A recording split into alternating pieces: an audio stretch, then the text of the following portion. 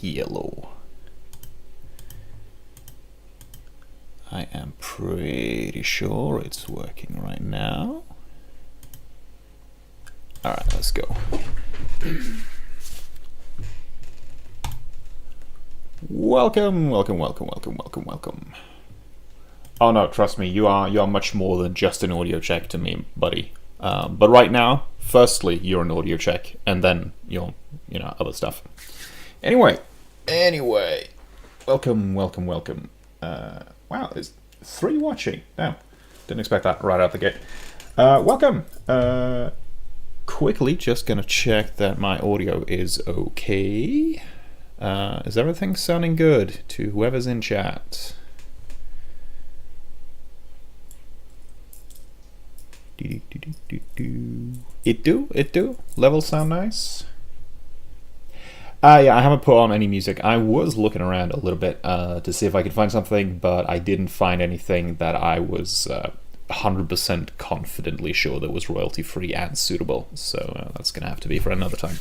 Anyhow, welcome. Today we are going to be gathering some magic. Had a lot of fun the other day over on Paleo's channel. Shout out. Hideous soundtrack.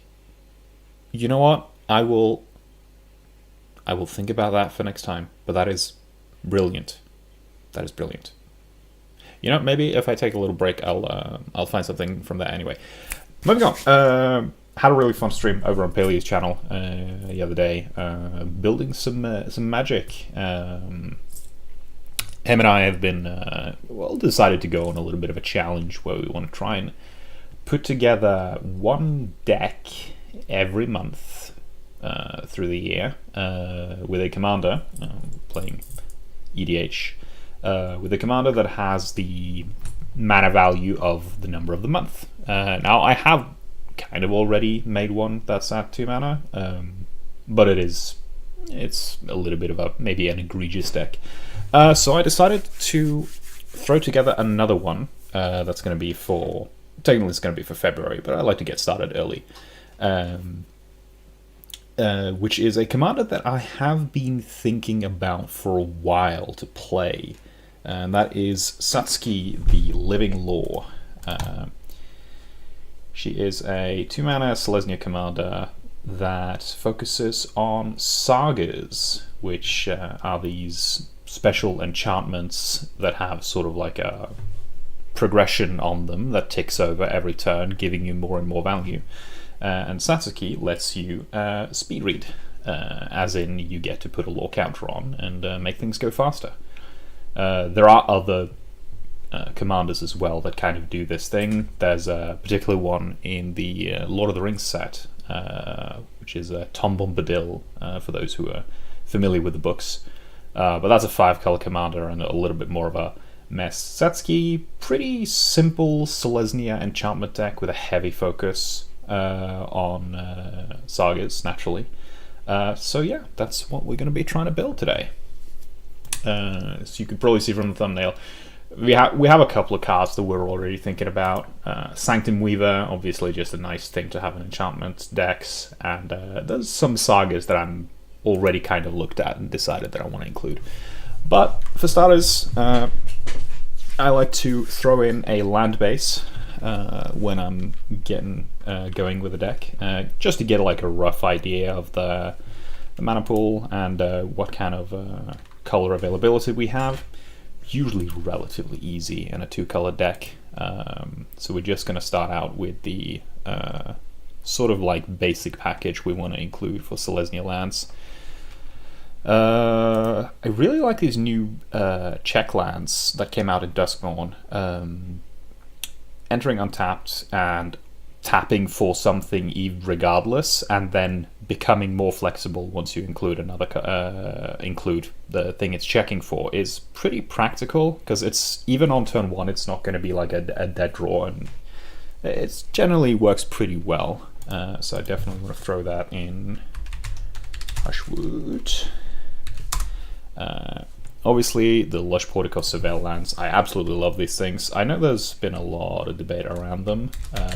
but like some people being like, and they're a bit iffy on the it enters tapped, but the versatility is pretty nice.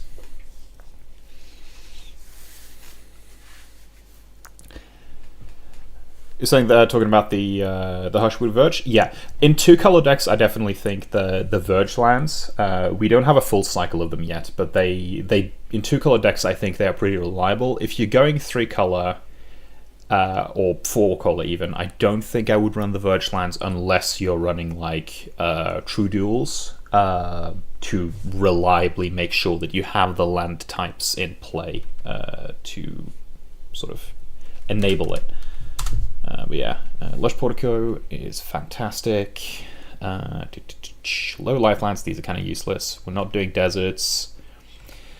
Fetchable tapped, Fetchable is nice, but we don't need the color fixing that badly in 2-color, and there's better things to find. And we're not trying to be so fast that we want to run fast lands and risk having it enter tapped later down the line. Let's see. Definitely want to run Shockland, Temple Garden, and I do think, yeah, I'm going to throw in a Pathway as well. Branch Loft. And the fetch. I actually pulled did I pull 1 or 2? I think I pulled 2 Windswept Heaths, actually, opening Modern Horizons 3 boosters, and haven't had a chance to actually build anything in paper yet, but that'll be fun. Windswept Heath, there we go. So now we're kind of just throwing in the basic package, and then we're going to be looking, later we're going to be looking more into things that synergize specifically with the deck. Wooded Bastion, these filter lands are really, really nice as well. Especially this one, since it actually taps for colors as well, so it's not like dead on its own. Even though the filter lands aren't, like, they do have the drawbacks. I will say this is one of the lands that are like synergizes with the deck, but I'm just going to throw it in immediately because this is just so good here. Enchant creature, +1/+1 for every creature or enchantment. With a big enough board, this thing just slaps through. And having the flexibility of that being a 2-color land is just fantastic. Let's see, Strength of the Harvest. Now, I will probably be running this deck against pay at some point. We'll see if I play it against other people. I think the Bountiful Promenade I will put in the sideboard for now, mainly just because I'd rather just have a plains or a forest basic land if I'm playing 1v1. I'm not that pained for the color fixing that I'd run something else.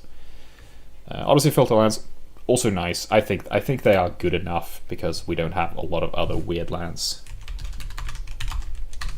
So we will throw one of those in there. And just to make you happy, Pay, I'm not going to put the Savannah in. Alright? Are you happy with that? I hope so. Anyway, just getting the start of the land base. Probably don't need to consult this anymore, but obviously we want a regular forest. The bare minimum, excuse me. The bare minimum. I'm holding myself back from running the cards I want to run.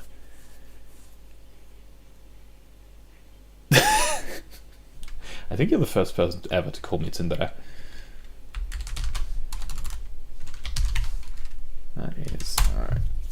And some planes. Now, over to the meat of things. I do still want to expand a little bit on the land base. There are obviously some very, very obvious cards we want to drag in here. Command Tower. We want... I think we're going to be running far enough into the game that a Canopy Vista is okay to include.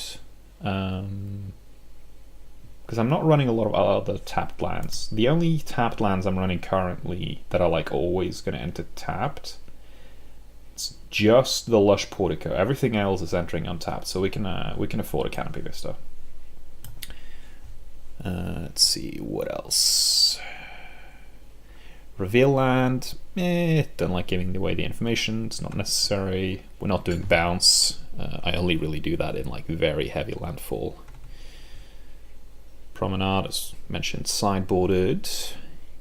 Wait, that was the 2 or more basics. You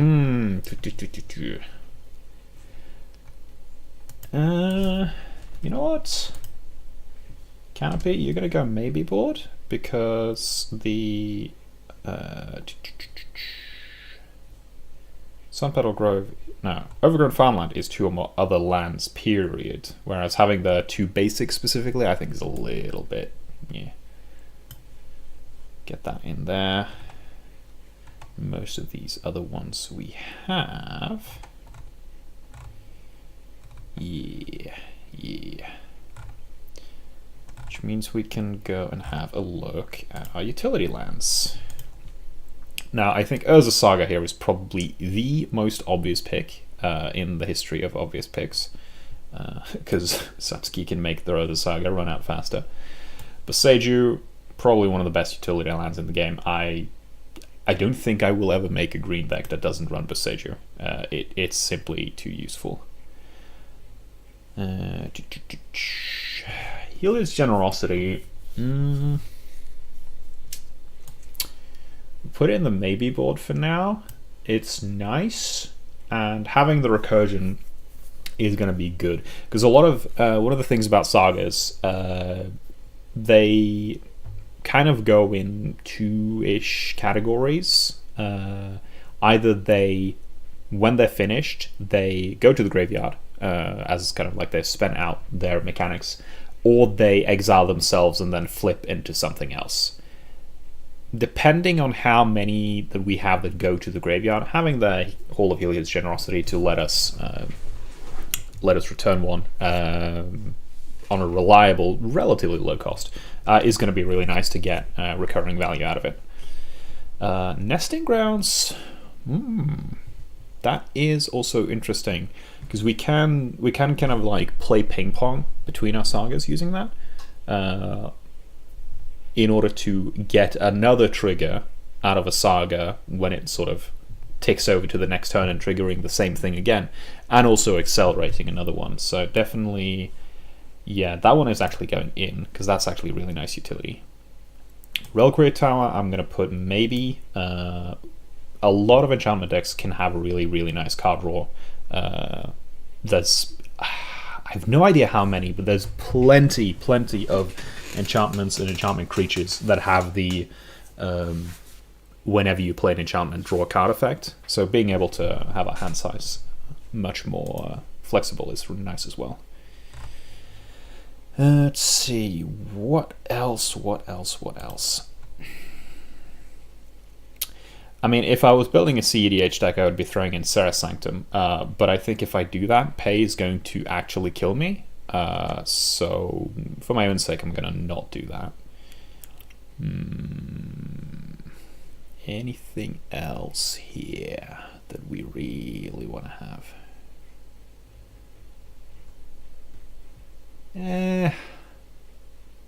Nah, I don't think that's... I don't think that one's a go. Yavimaya is neat. The interesting thing is I don't think I need it.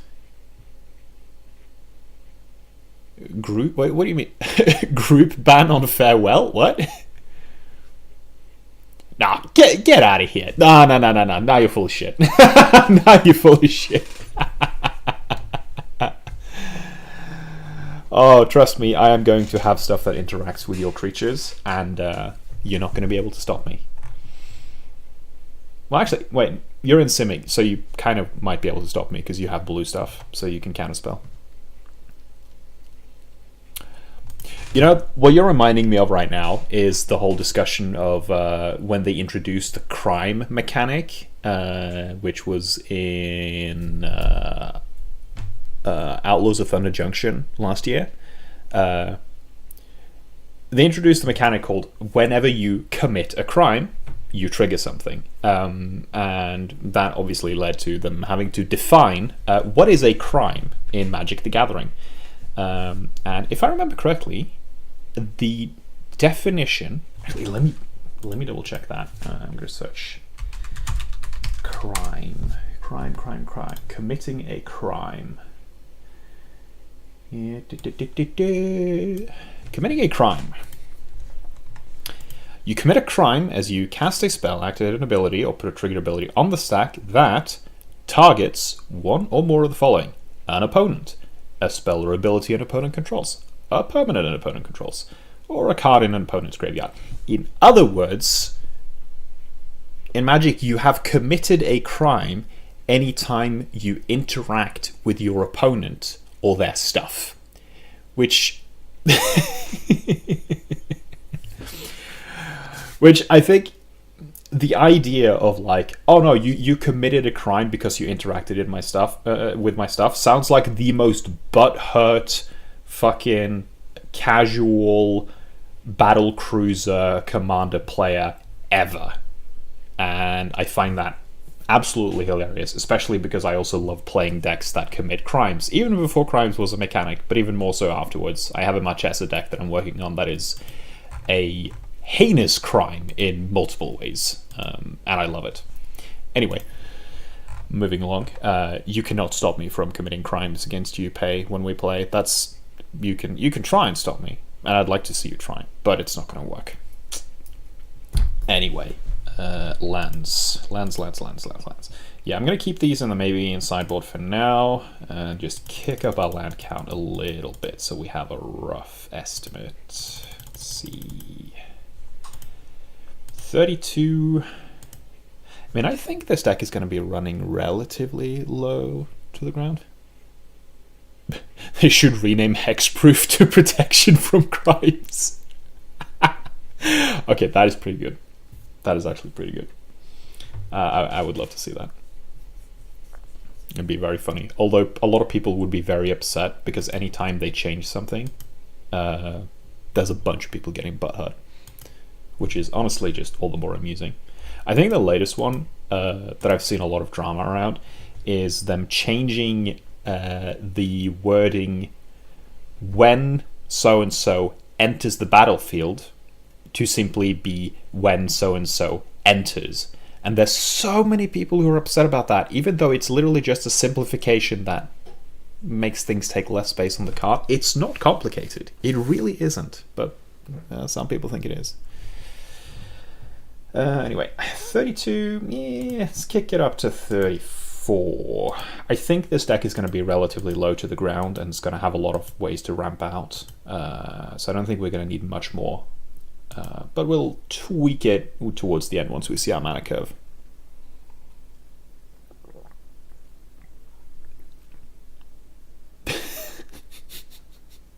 That's a good one, yeah. Reality Check. Reality Check should be a card, if it isn't already. Can you go on Scryfall and see if Reality Check is a card? I'm gonna go up and see if we can start to make some meat in this deck. Zoop. Let's head up here. Yeah, Reality Shift is a card. It's a card I've played actually on multiple occasions. Yeah.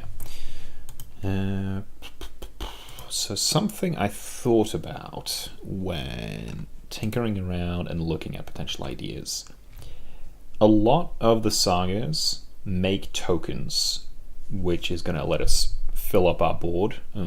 Obviously, using those tokens to go for the win is one thing, but using those tokens to accumulate war value is also fantastic. So Enduring Vitality is going to go in here. It's one of my favorite new cards. I think it's released in Duskmourn? Yeah, Duskmourn. It's a Cryptolith Rite stapled onto a body that has pseudo protection. Like, obviously, Exile is going to get rid of it. It being It being an enchantment is nice. But the thing is, like, most people aren't going to bother using destruction removal on this thing, because they're going to have to do it twice anyway. So it kind of has like a pseudo layer of protection off of that, making it, honestly, in my opinion, a fantastic card. I know Cryptolith Rite is like, let's see, Cryptolith Rite, I think it's like 2 mana, so it's cheaper than Enduring Vitality. But I think for all the extra stuff that it gives you, it's honestly, Enduring Vitality is a lot better. Though I do actually think I will be running Cryptolith Rite in this deck as well, but we'll see. Oh yeah, Reality Chip is also a card. Reality Chip is a really interesting card that I have not been able to do all the cool stuff that I'd want to do with yet. I'm definitely going to be looking more into that card in the future, because it is, or like building a deck that's going to be utilizing it a lot, because it is a really cool card. Obviously in the high synergy cards there's going to be chock full of sagas and generic enchantment support. I know this is basic as fuck, but yeah, Sithis is going into the deck. It's just too good. I'm not 100% decided if I'm gonna go full quote-unquote tribal and only run enchantment creatures as my creatures. Obviously the commander itself is not an enchantment creature, but I think I'm kind of leaning towards it, mainly because there is so much good support for it already that I kind of can decide to do that regardless. Jukai Naturalist being another example of an absolutely fantastic enchantment creature to include. Yeah, Song of Freyalise is kind of like a Cryptolith Rite that also does other stuff later. I put it in the thumbnail because it was kind of like an obvious potential card to run in here. But thinking about it, this is a maybe card, mainly because it's going to be dependent on how many creatures and creature tokens I'm going to have available to me, because I put a 1/1 counter on every creature I control, and giving them Vigilance, Trample, and Indestructible is amazing. It's like a potential like overrun enabler, but it's going to be dependent on how necessary and how useful that kind of effect is. So it's going to go into the maybe. From the top, let's try and find sagas that we really want to run. Besage Reaches Skyward is definitely one of the better ones. 4 mana, tutor for 2 basics. They do go to hand, but we have others that are going to allow us to get extra land drops in. Let's see. Target land card from your graveyard on top of your library. I mean, if I run more than one fetch... that is definitely something. Branch of Beseju. Reach 1/1 for every land I control.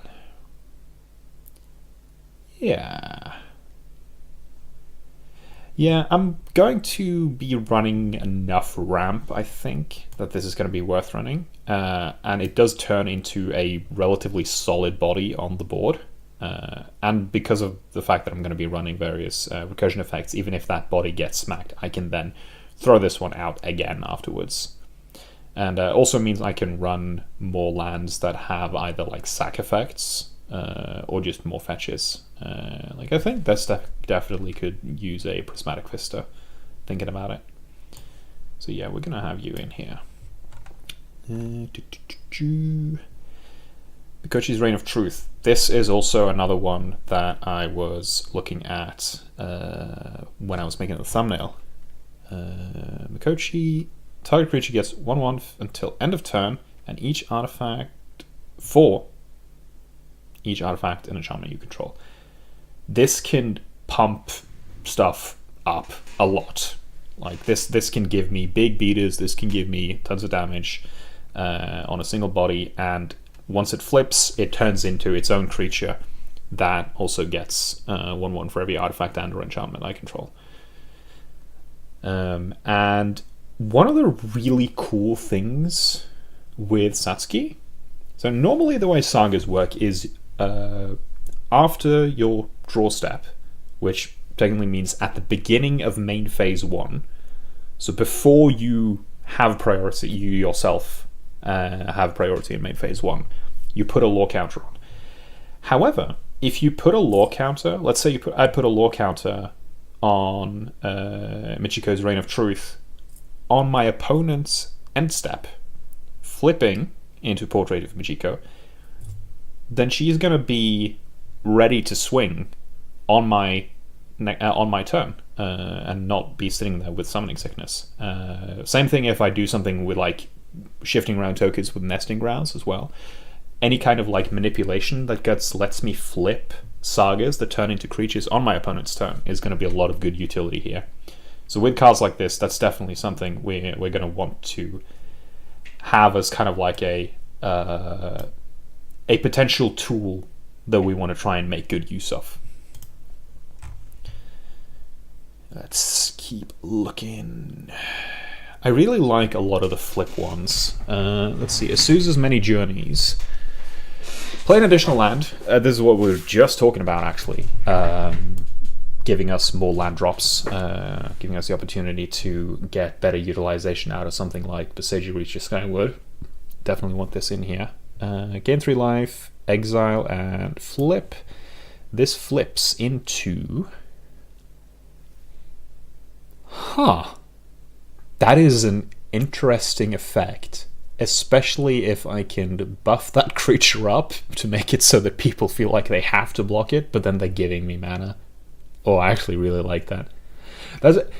I think cards like these are cards that are potentially actually interesting for an opponent to play against, because they make the opponent have to make decisions about how to approach my game state, where like it's kind of like putting my opponent between a rock and a hard place, which I think that can be more interesting than, for example, playing something that's very interaction heavy. I'm saying that I do tend to play a lot of interaction heavy stuff, so but yeah, this is a nice and interesting one. Restoration of Eiganjo.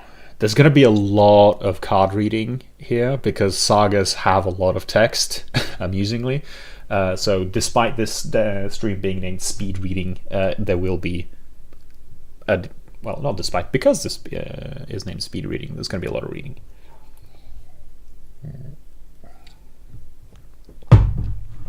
3 mana Plains Tutor. Let's see. But discard a card. When you do, return target permanent card with mana value 2 or less from your graveyard to the battlefield tapped. Ooh. I mean, target permanent. I mean, that can return Satsuki, which is nice because she actually has a death effect. Can return Sithis, can return Sanctum Weaver. I mean, I have a lot of 2-drops. So that recursion, and then it flips into 3/4 vigilance and makes a token.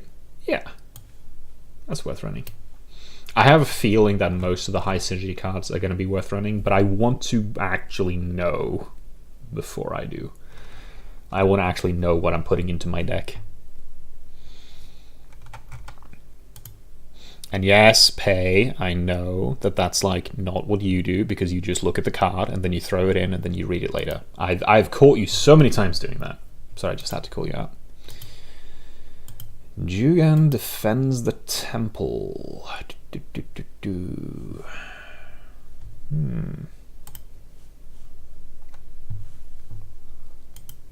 Create a mana dork. Put a counter on up to 2 creatures, and it flips into...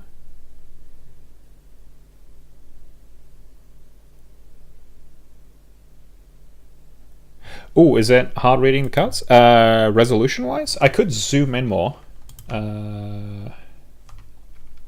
Let's see. Does this make it better? No, I appreciate you trying to help. The call out came before I saw the text about helping. Not to say that that would have stopped the call out, but it would have postponed it.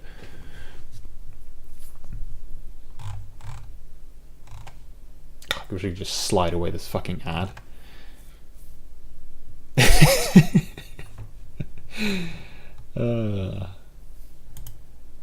Is it more readable now?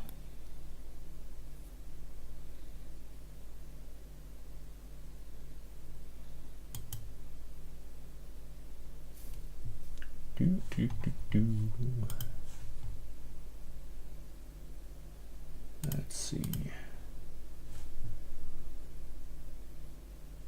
You can see the art better. You know, there are a lot of really cool artworks on a lot of the Saga cards. So yeah,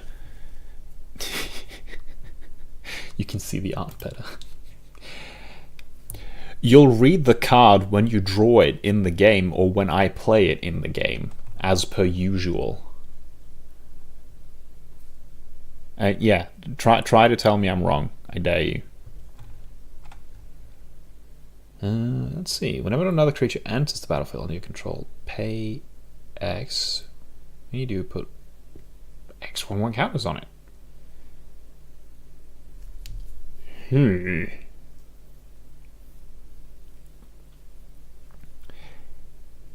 I mean, that's nice, but that's gonna depend a lot on how many creatures I run. So that's actually a maybe board card for now. Elspeth Conquers Death, 5-drop, exile target permanent opponent controls with 3 CMC or greater. I mean, 5 to exile is a bit expensive. The stacks effect is neat. Recursion. That's another maybe. I'm kind of wanting this deck to run like really, really low to the ground.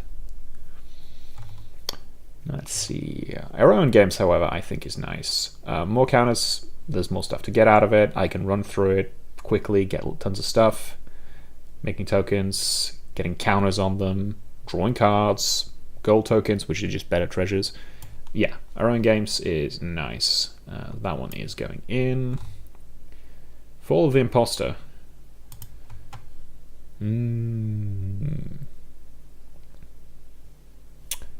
Yeah. Now this is fantastic, especially because if I play it and I have like Satsuki and Nesting Grounds, it can be a 3-mana, get 2 1/1 counters, and then exile the greatest power creature my opponent controls. This is some clever interaction. Full of Lord Condor, another low cost. Exile target creature an opponent controls with mana of 4 or greater. Yeah, that's nice. The second effect I don't think is super relevant. So it's going to depend what it flips into. Dies, draw a card. That's a maybe. That's a maybe. Like ones that I'm thinking about, but that are in high synergy and top cards, I'm going to put in maybe. But when I get further down into the meat, I'll probably not put them in unless it's like a really strong maybe. Enchantress Presence is so funny because the effect is attached to creatures that do it better. Yeah. That's Weaver of Harmony. The uptick that triggers when you put a token on is a triggered ability from an enchantment source. Being able to copy some of the bigger effects that come out from some of the sagas is absolutely awesome. So Weaver of Harmony, you are going in here as well. You're also an enchantment creature and a snake. So yeah, we like you. We like you in here. Battle for Bread Guard. Tokens.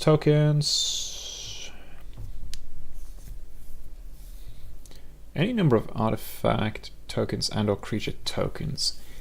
With different names. I like Battle for Bretgard. It's on the fence. This one's going to depend on how many other token generations I have. Historian's Boon, or another non-token enchantment enters. You can make a white soldier creature token.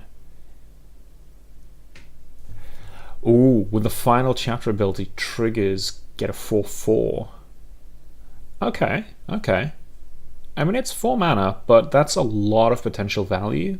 And if not, it's a massive lightning rod. If opponents don't, or if opponents see it and are like, oh no, we're not going to let that happen ever. So that one's going in. Song of Freyalise, we have... Did we include Song of Freyalise? Oh yeah, no, I put it in the maybe board. What the hell are you? 3 mana, 1/1. First enchantment spell, make a 2/2 white nymph enchantment creature token. Beginning of each combat, if you control 5 or more enchantments, you get 4. Unsure. He himself is not an enchantment, but the fact that I can get an extra token every turn with that, because if I'm not playing an enchantment every turn, what the fuck am I doing with this deck? Maybe for now. Sanctum Weaver is in. This card is problematically good, honestly. It's problematically good. I don't like that there's just tutors to hand. The token is neat to just eat up stuff. Gaining life is also neat.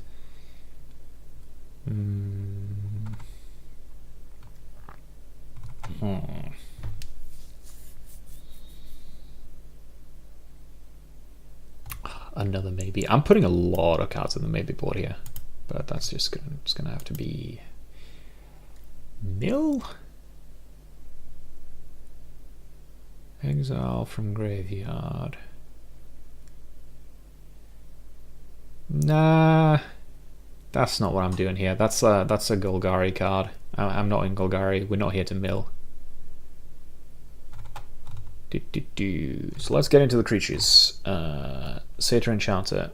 Your effect is nice, but you're not an enchantment creature, so you're not making the cut yet.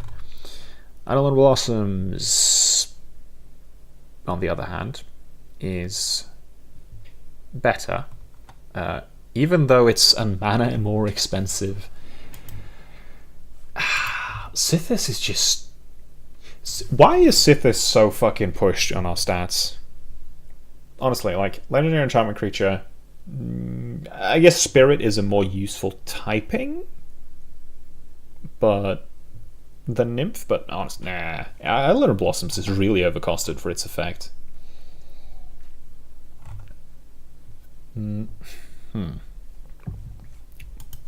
I do still think I'm going to include you. If I don't go for the pure enchantment creature route, I might swap you out for Satyr, though. Kind of similar thing with you here. This is not an enchantment creature, so you're staying on the block for now. Celestine Champion is nice, but same argument. So let's scroll until we find an enchantment creature for now. I just read something funny about this card here, by the way, Scholar of New Horizons. Apparently this card is allegedly really, really bad. Unless you play a specific commander that says when something dies, you make spirits based on the number of counters on it, regardless of the type of counter. I think it was one of the Strixhaven commanders. It was one of the Silverquill Strixhaven commanders, one of the less egregious ones, so not Killian, and also not the actual like dragon. It's like Fang of Silverquill or something. Cool lady. Anyway, a funky card. Don't think I'm running it here. Although remove a counter from a permanent you control is... yeah. Wait, no, never mind. It wasn't Scholar of New Horizons, but it was another card that was very similarly costed. Anyway, you're not an enchantment creature. Destiny Spinner. Uncounterable, yes. That fact alone, you could have had just those two first lines and I would have run this card. The second line is... I mean, I'm not a fan of animating lands usually, but this is the kind of thing that with enough stuff on board can also just give me that extra push for damage. You're making the cut. Sun Titan... I've heard so much about this card. I'm not putting it in. Stay there.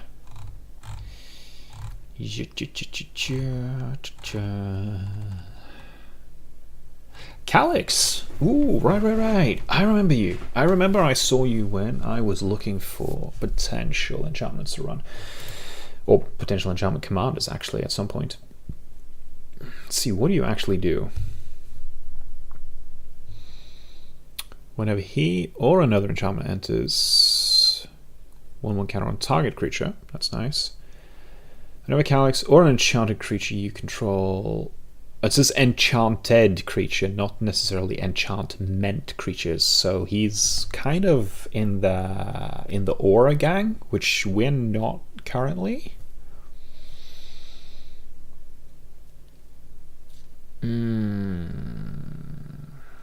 The effect is really cool, but we're not in the Aura gang, so it's a maybe. We'll have to see once we get down to the actual like bread and butter enchantments.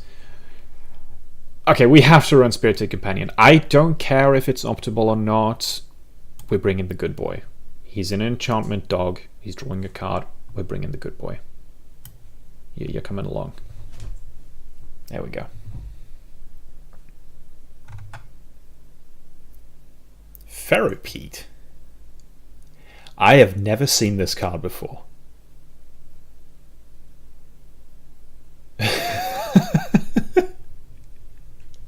That is... Huh.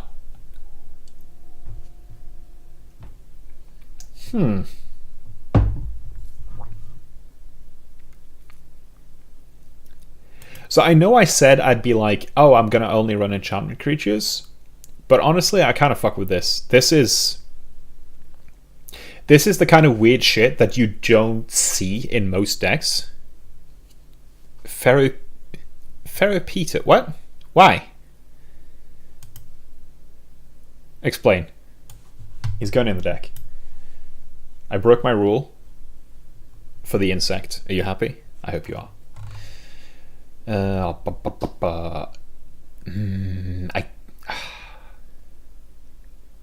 Proliferate is cool, but I like in these kind of decks. But is it enough that I want to run Evolution Stage? You are a maybe. Steinheim course cost reduction is neat, although I am running very low to the ground, so there's like a lot of just single pips, which it's neat.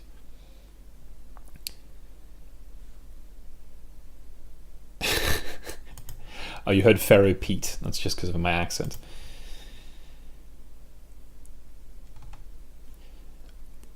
That's a good effect, but he's expensive. What is this?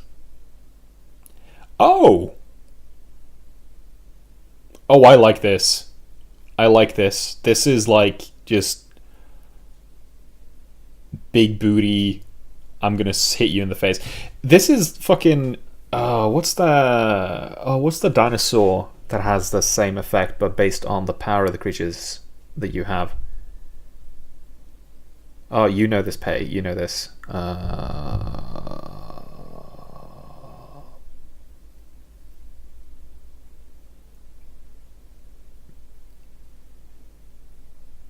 Yeah, Gulta. Gulta is the massive one. Yeah, it says based on the total mana value of non-creature enchantments I control. I am playing a lot of non-creature ones. So yeah, Nyxborn Behemoth, you are going in.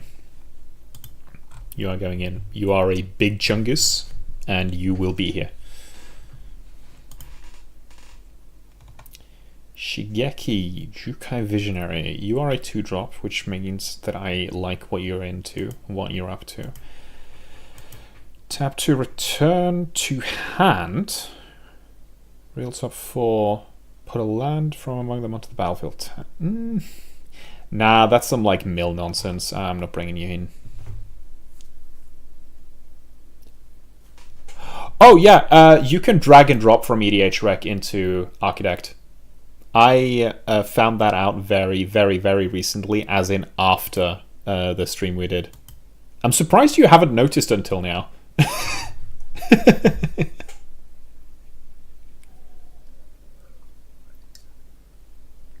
Yeah, it's literally just like drag. I have the Elish Norn here selected, and then I over to Architect, and then I can select if I want the automatic assignment, maybe board or sideboard. Yeah, it is extremely useful. Elish Norn. I mean, this is cool because it flips into a saga, but we're not on the Phyrexian bullshit, so not for now. Ooh, I kind of like this because a lot of the sagas go to graveyard if they don't flip. But I have mostly flip sagas so far. Maybe board.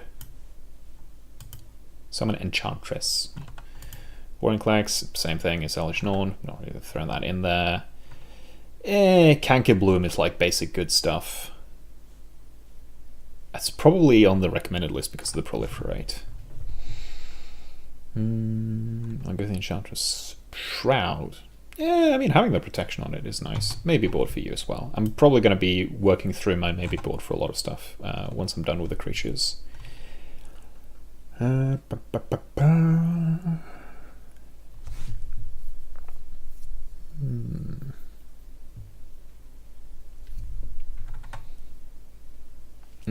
mana PGs that can turn into protection. You are going in. What else do we have? I mean, Eternal Witness is nice, but like I don't want to do too much like generic good stuff here. Nilia's Colossus. You know, the big booty. Never is when another enchantment enters the battlefield and you control double targets creature's power and toughness until end of turn? Excuse me? I mean, 7 mana, but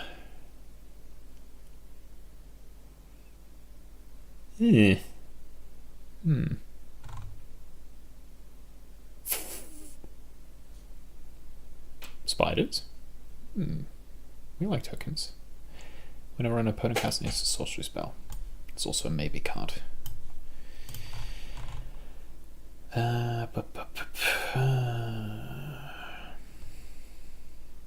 Karametra is really cool, but I'm not running...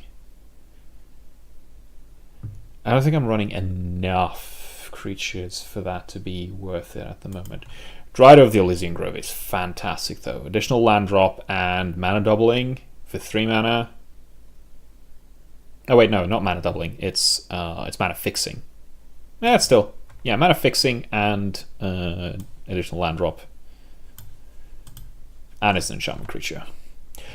Ooh, Nantuko. Oh, right. Oh. Yeah, no, I definitely think I want Nantuko. Yeah, no, Nantuko, you're going in here. You're a cool bro. You're a very cool bro. Course Crucifix. Nah. Same kind of with Skyblessed Samurai. It doesn't do enough. It's a discounted flying body, but yeah. Dramatist Puppet. What is this? Enters the battlefield for each kind of counter on target permanent. Put another counter of that kind on it, or remove one. It's only one target permanent. If it was for each permanent you control, I would run this because it would be like a 4 mana proliferate, but I could go up or down. But because it's only one, nah. For 4 mana, that's not really worth it. Alright, instance. Right, well, we do kinda need to eat our vegetables. I actually don't want to run Path to Exile because it's honestly just too much. Honestly, just I don't like ramping my opponents. Swords is going in though. Story Weave. This is a new card that I have not seen. Oh, not new card. This is a card I have not seen. Choose 2/1 counters on target creature. Put 2 lore counters on target saga you control. The next time 1 or more enchantments creatures enter the battlefield under your control this turn, each enters with. Okay, that is awesome because I can put 2 lore counters on a saga. It flips. It exiles itself, and then it flips into a creature, and then I get 2 1/1 counters on the creature it flips into. Story Weave, you are going in. You are cool as hell. I like this effect. I really like this effect. Season of Renewal. Choose 1 or both. You're kind of neat. I like that effect that I'm very going to be very likely be able to get both effects. So recurring 2 cards to hand for 3. That is value. That is value we like. Let's see, what other effects are we into here? Yeah, I need to. It kind of needs to be here. Enlightened Tutor. It's gonna Enlightened Tutor is gonna be able to fetch almost anything in my deck. It kind of needs to be there. Reconvention. I'll think about it. Brought back 2 target permanent cards in your graveyard that were put there from the battlefield this turn. Oh. Yeah, 2 mana, return 2 sagas that just finished. Absolutely. Abso-fucking-lutely.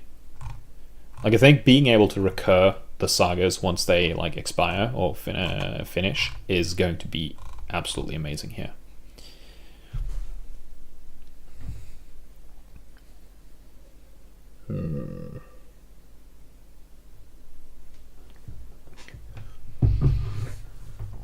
Cosmic Intervention is... Yeah,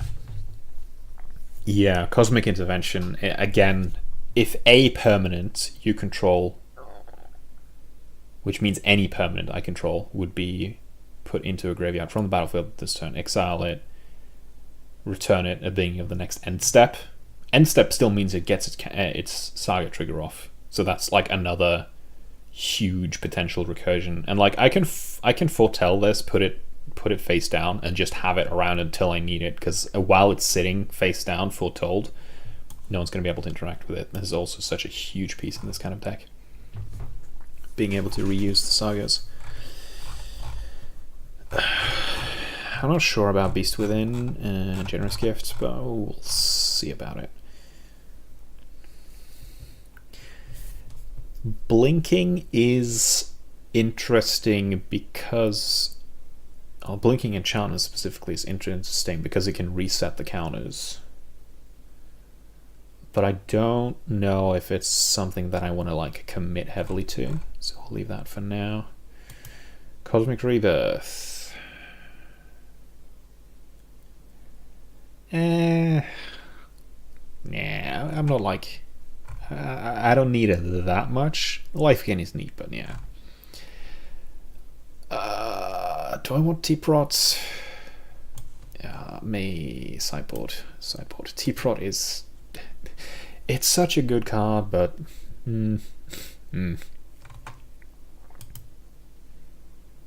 Rite of Harmony. Whenever a creature or enchantment enters the battlefield under your control this turn, draw a card. I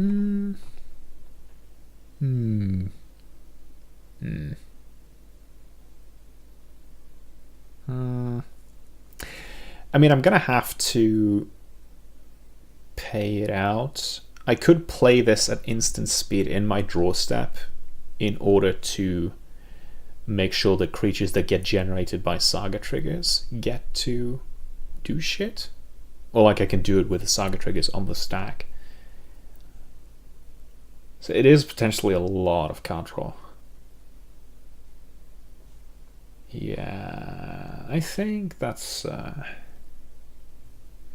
yeah, I think we want that in here. Oh, yeah, I think we want that in here. Also, Time Your Safekeeping, fantastic protection piece. Absolutely want you in here. Faith's Reward. All permanent cards in your graveyard, put there this turn. 4 mana for that effect, I think is a little overcosted. Oh well, it's overcosted in this deck. Crowsan, I think we had this discussion about Crowsan Grip over on Paystream. I think Crowsan Grip is overcosted for what it does. I don't think Split Second is worth the extra mana that this thing is costing. Nature's Claim, on the other hand, I mean, this is a deck that's going to be winning by hitting face, so maybe I don't want to run Nature's Claim because it's gaining my opponent's life isn't that nice. You'll say one thing about what? Are you talking about Crowsan Grip?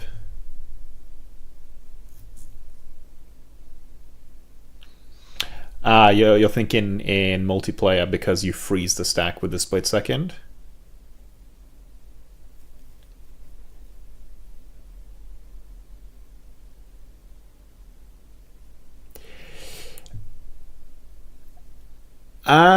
No, I don't exactly agree with that. That's not how Split Second works. So, first of all, you do actually need a target to put the Crowsan Grip on the stack. Like, you need a valid target when it's being put on the stack. Of course, it's going to fizzle if it disappears. But the thing is, let's say I put a spell on the stack. Or let's use your example here. I play, let's say I play Nyxborn Behemoth, and I have something to give it haste, and the Behemoth's going to swing for lethal. And then I put Crowsan Grip on top of that to freeze the stack. Once the Crowsan Grip has resolved, there is going to be another round of priority giving people the opportunity to interact with an Nyxborn Behemoth. You can't Split Second and then freeze the entire stack to make the whole thing resolve. It's only... The Split Second is only in effect until the Crowsan Grip itself is resolved, which is then going to have a new rounds of priority. Yeah, I've had endless discussions about this with people on Discord regarding priority. Yeah, you see now what I mean, right? You see now why I don't think Split Second is that good.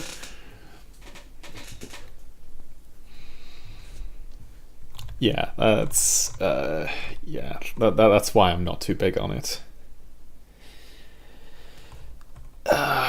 Return to Nature, generic removal. I'll think about it, but we'll see how we look for other cards once we get to that.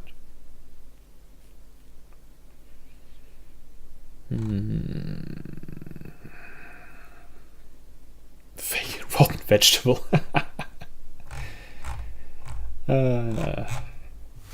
Brilliant Restoration is a big spell that is nice, but that's kind of not the thing I'm going for here. Resurgent Belief, on the other hand, is nice because it's going to, like, it's a low cost to put it down. It's going to suspend itself, and because I'm playing a lot of sagas, it's just going to trigger regardless. So we want that. Ramp spells. What do we want for ramp spells? Not too heavy on the ramp spells, but I do want the helpful good ones. So Nature's Law, 3 visits. Actually, with Flare of Cultivate, why is Flare of Cultivation on here? I don't think I want to run Flare of Cultivation because I don't think there are any green creatures that I've included in my pool here that actually do enough. Yeah. Savine's Reclamation, on the other hand, this card is amazing. I know a lot of people look at it as like a CEDH card. That's not because of the card itself, but what it's usually used for, which is people play Intuition and then they pick like Savine's Reclamation, LED, and fuck, what's it called again? Underworld Breach, which is basically just a, here, I have picked 3 cards, you can choose one that goes to my hand. It does not matter which one you choose because I'm going to be able to combo off regardless. But this deck doesn't run any of those. It actually can't run them because we're not in red anyway, or blue, which is Intuition colors. So yeah, Savine's Reclamation is going in. Wrath of God. What do we want to do for board wipes? What do we want to do for board wipes? Wog is neat, but not amazing. Crewfix Insight is real top 6. Put up to 3 enchantments into hand. I mean, that's kind of pay 3, draw 3, which is a good rate. It's a good rate, but yeah.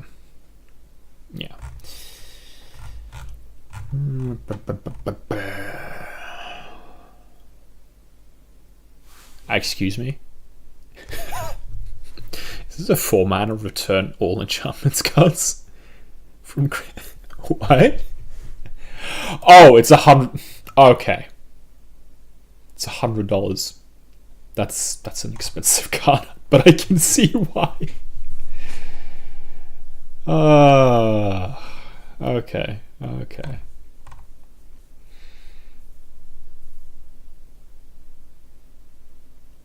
See, this is 6 mana and it's symmetrical. This is 4 mana and only yourself. What the shit? What the actual fuck? Oh, that is insane. That is insane. Okay. Thirsting Roots, I think, actually has a place here, because 1 mana to be able to uptick everything or get me a land if I really need to. That's a winner. That is a winner in this deck. Community Spirits. 1 mana, check top 4. Alright, you take care then. Have fun with whatever you're dealing with. I think the 1 mana to look for something, the chance that I'm going to hit something is very good. So it's like, okay, 1 mana to get into a card. I think it's worthwhile here. Also, looking more at the ramp spells. I'm a big fan of Skyshroud Claim. Claim. So we're going to bring you in here as well. Honestly, it's just a good, really good green ramp spell. Because this thing, yeah, it only fetches forests, but it does put them onto the battlefield untapped, which is nice. Austere. Yeah, I think this is one of the board wipes that we're going to be running. I like Austere Command. Do we run Farewell? So yeah, Redress Fate.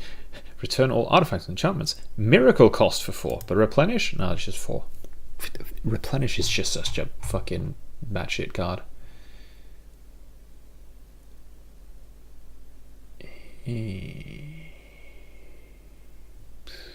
We're not doing Snow. We're not doing Search for Glory.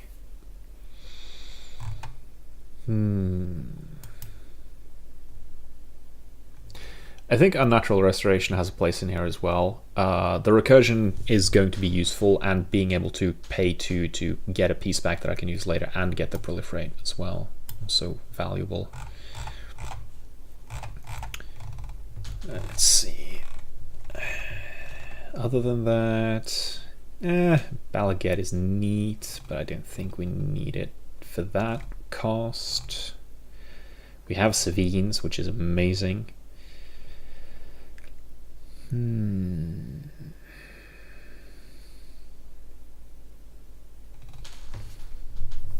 we play Harmonize? I don't think we do. I don't think we do.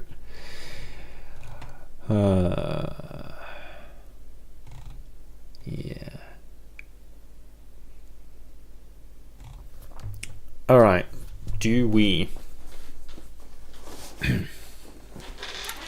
run any utility artifacts?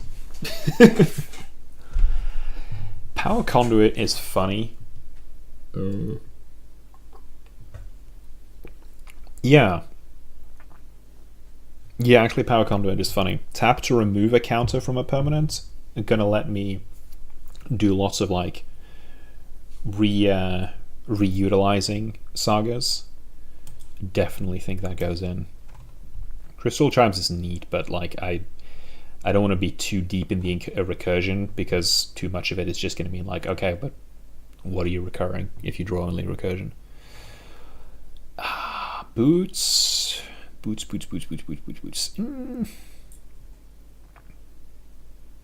Swiftfoot. Helm of the Gods. That's potentially a win con. That is actually potentially a win con. 1,000-Year Elixir, I also really think has a place in here. Being able to do multiple activations of Satsuki, and also just being able to activate her instantly if I play her, is really nice. I don't have a lot of other activated abilities on creatures, although actually Weaver of Harmony. Let's see, what else? Do I have anything else with activated abilities that require tapping? Not at the moment, but I still think it has a place in here, mainly because of the commander. So I think we're doing that.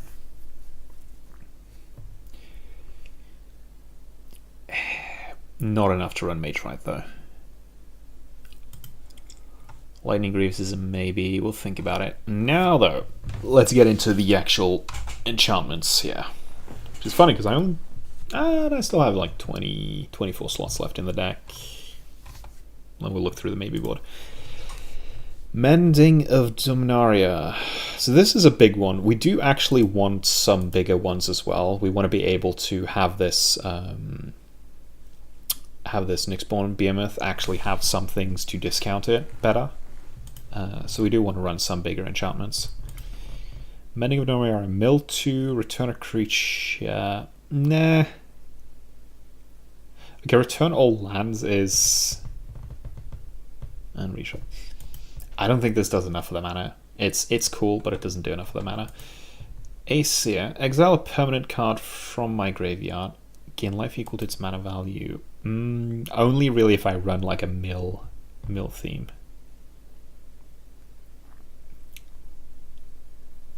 Okay, this is cool. Return the Aesir, Escaped Valhalla, and the exiled card to the owner's hand. So it's kind of like a recursion piece and life gain. Oh, actually, no, this is cool. This is really cool, especially if I can like speed read it. Oh, this, yeah. No, we're running this. We're running this. Love Song of Night and Day. Oh, this is cool. You and target opponent each draw a card, or draw 2 cards. Create a 1/1 white bird creature token flying. Put a 1/1 counter on each of up to 2 target creatures. Because this has read ahead, I think it's legit.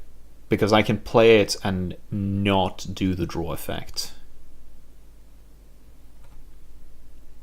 I think it has a place.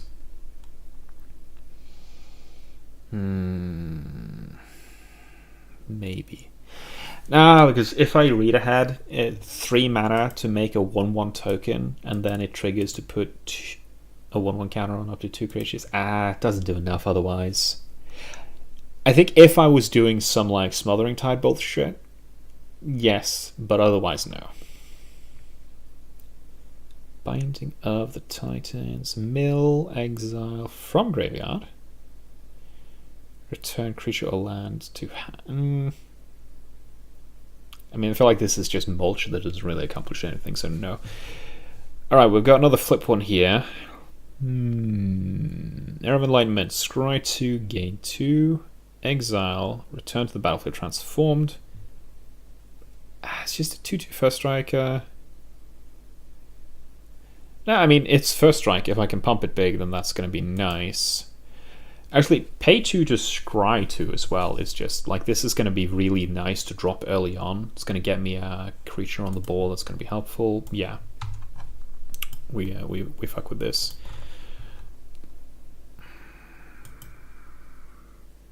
I really think Sterling Grove is worth it here. I know that there are things that, like, I can't use 1,000... Oh, actually, wait. She's not an enchantment. Never mind. So, yeah. I can't do, like, nesting ground stuff on my own enchantments if they have Shroud. But I can sack this for a tutor effect, or tutor to top deck. I can do that on an opponent's end step. Yeah, Sterling Grove is making the cut. Weather Treaty. 3 mana, basic to play. Make a sapling. Domain. Basic land types. That's only ever gonna be 2. If it was something else, I would run this, but Domain is not the place to be if I'm in here. Like, this is an amazing card in Tom Bombadil. I don't think it's making it here. If I ever play Tom Bombadil, this is going to be in, though. Seshiro. Creature or vehicle. Against vigilance. Exile. Flip. It's 5 mana, but it flips into a 5/5 with... Oh! Vigilance and haste. Yeah, I mean, I want enough stuff that's like other smaller things, other lower cost. Although I did say I wanted some high cost ones as well. I have some discounting. I do have good mana generation. I do have ramp. Tales of Master Seshiro. Yeah, I think you'll be in. Though you might get cut. We'll see. We'll see. Make a token, copy token, copy token. Yeah. Because I can make tokens that are bigger, this can definitely be nice. And getting... Because this is creatures, not just creature tokens. So, yeah. This can help me accrue value and push my opponent's life total. Strength of the Harvest we already have. Triumph of Gerard. What are you? 1 counter on target creature I control with the greatest power. Target creature I control with the greatest power gains flying, first strike, and lifelink until end of turn.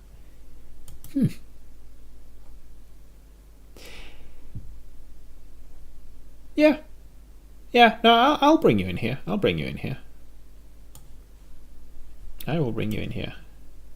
We want the booties. We want to hit face. So another pay 2 scry 2, and then into 2 1/1 counters on a creature, and then creatures you control gain. When this creature dies, draw 2 cards. Then that creature fights up to 1 die. Okay, I like this. I actually really like this. This is nice. This is funny. Like, scry, look for cards, make a creature bigger, and then have a creature be like, witness me, I'm going to fight something. And then if it dies in that fight, yeah, no, we fuck with this. This is cool. There's a lot of really fun cards here. Sagas is such like a weird niche kind of thing, but some commanders just really make good use of them. Speaking of making other tokens, 3 mana, get a 2/2 token with Vigilance, get another 2/2 token with Vigilance, and then, yeah, buff them. I mean, like, even if I'm not running like a night theme, just for these tokens, this is actually kind of worth it. Because, like, if I play Satsuki on 2, or even Satsuki on 1, I know, heresy. But if I play Satsuki on 2 and then drop this on 3, I can tap Satsuki and be like, oh yeah, I paid 3 mana and got 2/2 tokens with Vigilance, and then next turn those tokens are going to be smacking you. Battle of the at the Hell Vault. Exile non-saga, non-land permanent until it leaves the battlefield. Create 8/8 token with it. That token is not legendary. I know this is 6 mana, but like we did say we wanted some big stuff, and also because of some of the like counter manipulation, I can like use this to like keep shit in limbo. Yeah, no, we like this. We like this. We're bringing this. This is really funny. Ooh, the World Spell. Ah, I remember reading about this. I remember reading about this a long ass time ago. Peak top 7. Reveal non-saga permanent card. Put it to hand. Rest bottom library random order. 2 non-saga cards from your... Put up to 2 non-saga permanent cards from your hand onto the battlefield? Okay, I know that's 7 mana, but still, that is...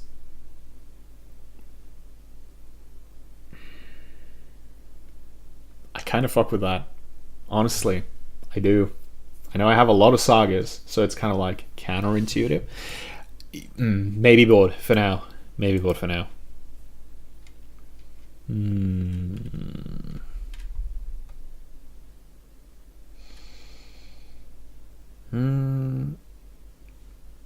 Nah, not into this. Hunger Tide.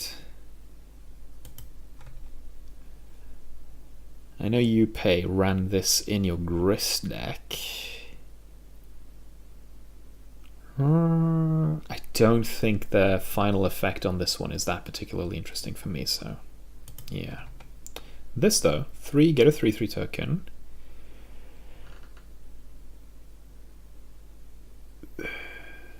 Yeah, I think Huntsman's Redemption Huntsman's Redemption makes the cut. Which is the befriending of moths. Oh, is this when I get to befriend Volcarona? Please tell me it's that. Please tell me it's that. First to his target creature you control gets 1/1 and gains flying. Exile, return to the battlefield, transformed. Imperial Moth. I like you. You can stay. You're a little expensive, but I like you. You're cool. You can stay. Nah, I'm gonna try and get like bigger creatures, so I'm not gonna do exile creatures with power 4 or greater. Dragon Kami Reborn, however. Gain 2 life, top 3. Exile 1, face down. Hatchling counter. Whenever Dragon Kami's egg or a dragon you control dies, you may cast a creature spell from among cards you own in exile with Hatch. Nah, we're not playing dragons.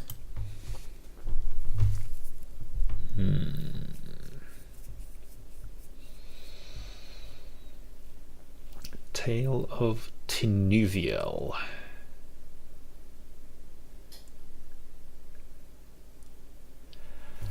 That's a win more card. Like, this is cool, but it doesn't really do anything unless I already have a good board presence. So that's definitely win more. So I think we're leaving this out. Sphere of Safety, though. I think we're running Sphere of Safety. It's 5 mana. It's big, but this is a massive like. Yeah, let me do my stuff. Let me cook. This is a great Let Me Cook card. City of Death. Token that's a copy of target non-saga token. I mean, so many triggers of just like, yeah, make a token copy, make a token copy. And that's only 3 mana. It's honestly, yeah, this is really nice here. This is really nice here. Ajani Fells the Godsire. What are you? 5 mana, exile, power 3 or greater.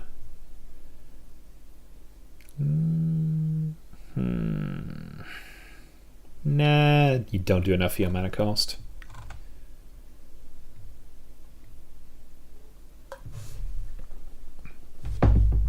Starfield of Nyx. Okay, now we're cooking. Now we're cooking. The Beginning of your upkeep, you may return target enchantment card from your graveyard to the battlefield. On upkeep. This is cracked. As long as you control 5 or more enchantments, each other non-aura enchantment you control is a creature in addition to its other types and has base power and base toughness equal to its mana value. This is a win-con card. This is a win-con card for sure. You are in here.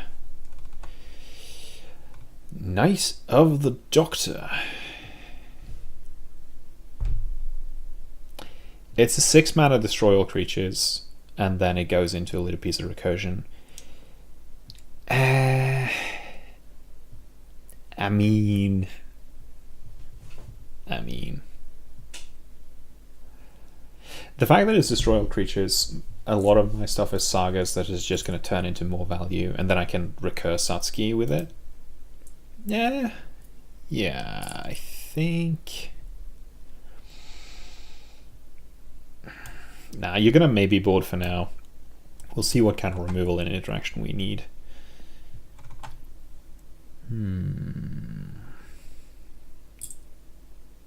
Creature you control a flying and vigilance.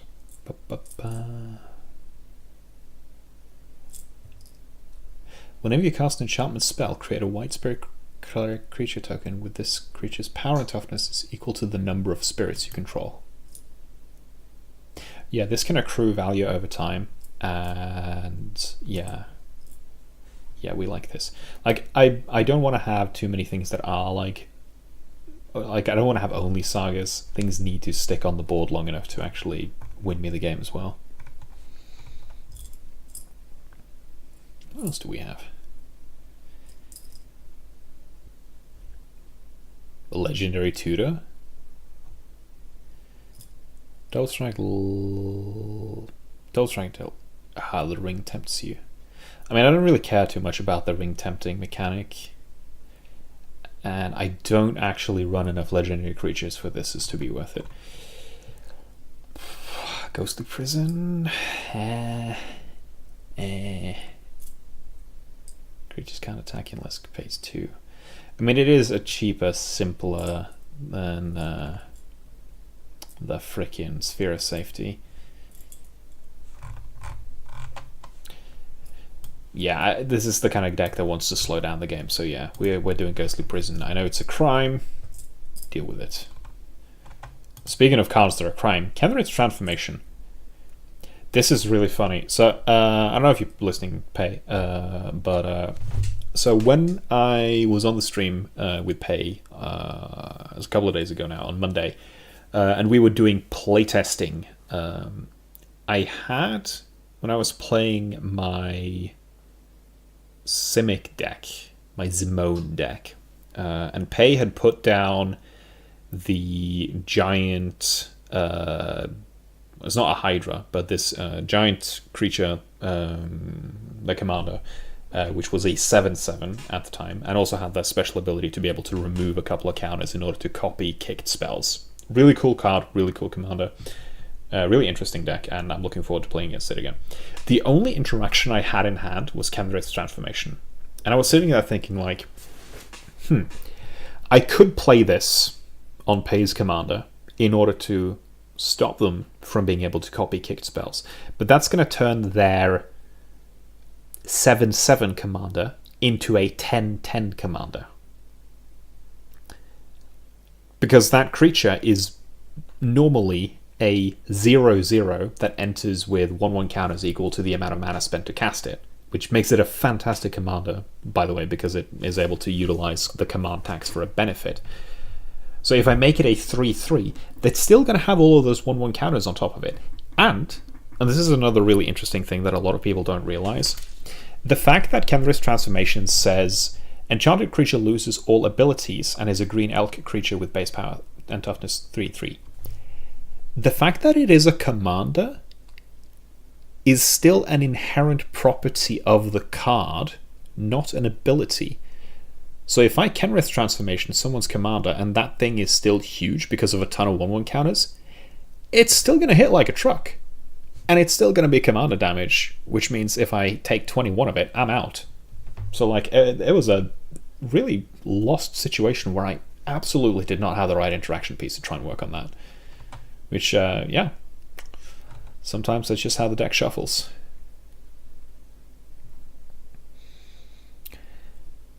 Ooh, trial. This would be a lot funnier if we was using this in multiplayer. Now, you know what? Sideboard just for the shits and giggles.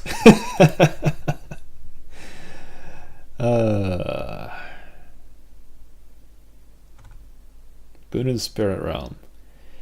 Whenever it or another enchantment creature enters under your control, put a blessing on Boon of the Spirit Realm creature you can... Okay, yeah, this is just gonna... Because I run like fucking enchantment tribal here, this is just gonna make all of my shit huge. So this... It's a 5 mana piece, it's expensive, but this is like a... You either deal with this, or you're dead. And I think a lot of good ways of playing is kind of like... Put multiple types of cards, multiple types of effects and conditions in your deck that is going to have to force your opponent to just... Either they have the thing to deal with it in time, which for something like this would be like, oh, you know, over the course of 2 to 3 turns maybe, or they're just not going to make it. Like, force your opponent into that situation and make him have it. It's one of my favorite expressions here. 1/1 counter, food token, draw a card, food token. Maybe. All That Glitters. All That Glitters is another card that can just really pump something up and smack down an opponent. For 2 mana, this is worth running. Yeah, this is worth running. I am going for the combat damage. And being able to go both wide and tall is definitely how we're going to get there. Dweller's Journey, though.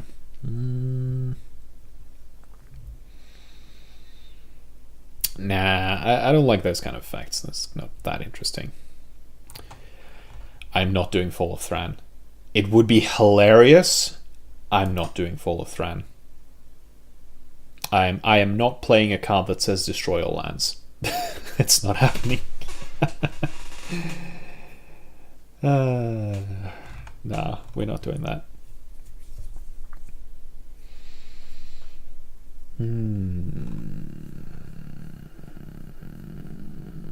Okay, Mirari's Wake. We're running enough expensive stuff that having mana doubling is nice.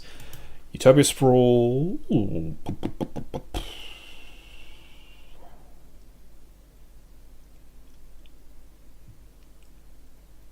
Yeah. Do we sprawl? Do we sprawl? It's a nice 1-drop. It's color fixing. Like it's a Chance of Forest. I'm always going to choose white mana. Yeah. I want to have turn 1 plays. It's something I actually do want to look over when I start tweaking the deck. We want to make sure we have turn 1 plays. Darksteel.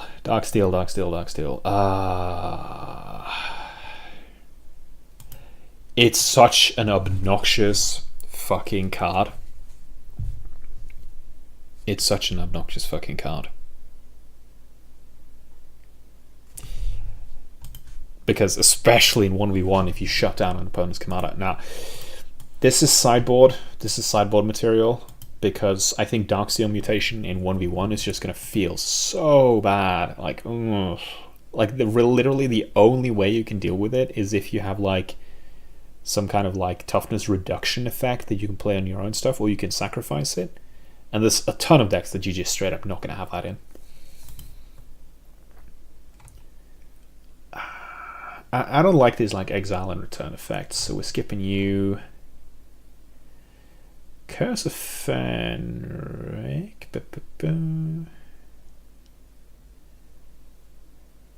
4 mana, destroy each player, destroy up to 1 target creature that player controls. For each creature destroyed this way, its control. Nah.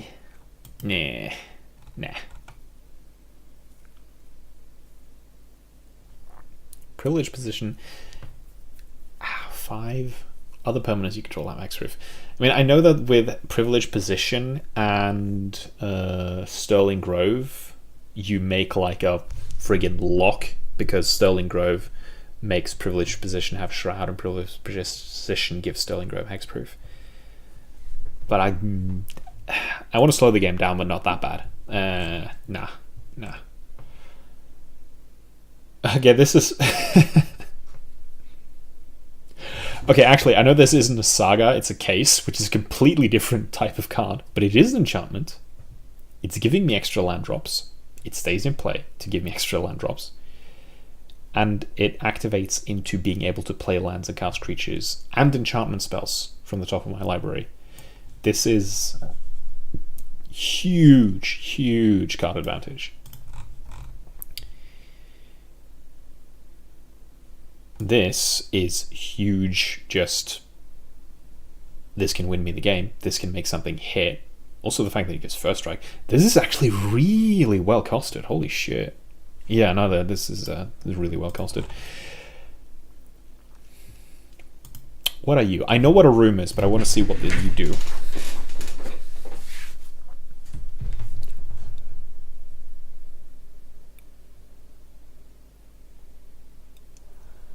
Huh.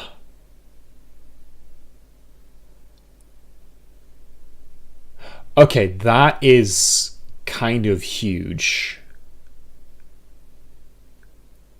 So it's a room card. Dusty Parlor, 3 mana. Whenever you cast an enchantment spell, put a number of 1/1 counters equal to that spell's mana value on up to one target creature. And then Secret Arcade, 5 non-land permanents you control are permanent spells and permanent spells you control are enchantments in addition to their other types. I mean, the second effect, the Secret Arcade effect, I don't think is super relevant here, though it is going to help with some cards that I'm looking at in my maybe board. But the Dusty Parlor effect is massive. Holy hell, that is... wow. Yeah, no, you're in here. You're in here. We fuck with that. Seal of Cleansing. I'm not recursion heavy enough that hold on. I have been considering just straight up 2 mana spells like sorceries or instants or sorceries that destroy target artifact or enchantment for 2 mana. Seal of Cleansing does the same. Yeah, you are also in. Planeswalkers, I don't think we're running anything. Utility lands we have gone through. Last part here is going to be Mana Rocks. Sol Ring, you are in, even though you are the most generic card in existence. Patriarch Seal, untap target legendary, you are also in. We do have a very decent amount of card draw, I think, so I think we do want a Thought Vessel as well. Also means we're going to include the Reliquary Tower. Other than that, though, I don't think I'm going to run into that many other artifacts. Like, I don't think I need to run a lot of other artifact-based ramp. I feel like I'd rather just put some enchantments or other ramp sources in. Though there are a couple more, because I am running Urza Saga and even have the potential to recur it, I want to put in a few more 1-drop artifacts.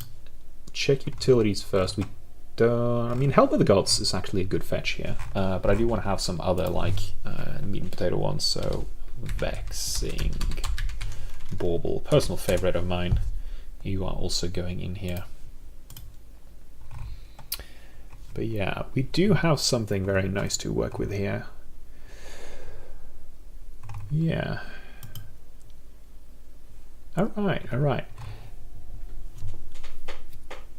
Yeah, I'm gonna take a quick break, and when I come back, we're gonna be looking through here, looking through the maybe board, pruning the deck a little, adjusting the land count, and getting us to 100 cards, and then we can go a little bit into the playtesting.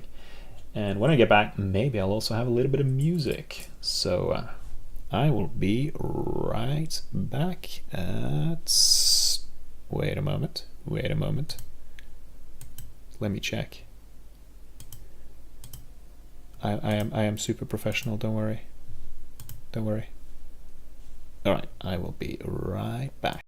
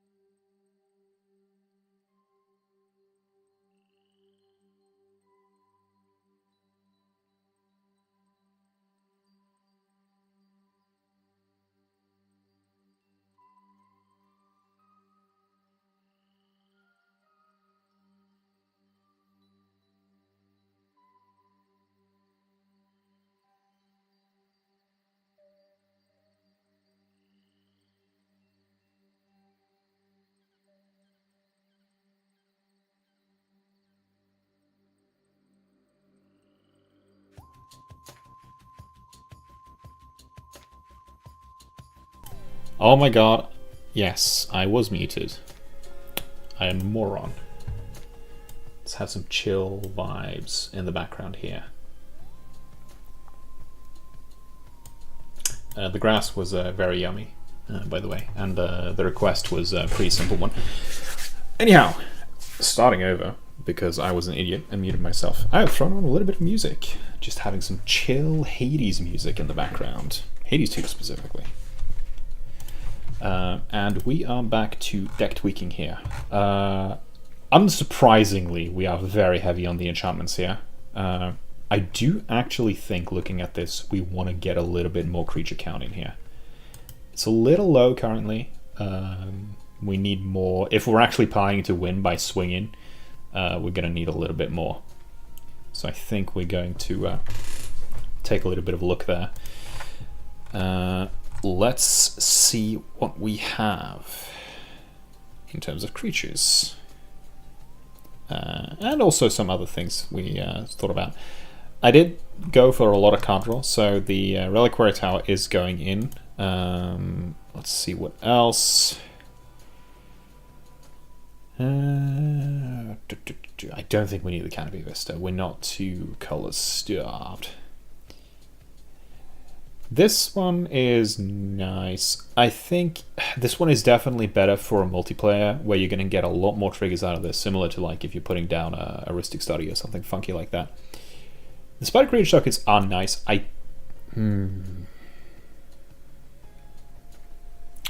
do like the fact that it also is just an enchantment creature body. Let's sideboard it for now, and then we'll look back on it. Speaking of the fact that we are going for the card draw, this is just a really nice card. It's a 2-drop with Shroud. It's going to be hard to interact with unless you do something big, and just getting that card draw, we have already thrown in the card draw, not synergies, but the Thought Vessel and the Reliquary Tower. So I think we want the Argothian in here as well. Is their music audio good, by the way? Let's see. Yeah, we definitely have enough. Like, we have both enough enchantment creatures and enchantments that can go to graveyard. We want the whole. Do you not? What? Do you not hear any music? Give me a second. What the fuck?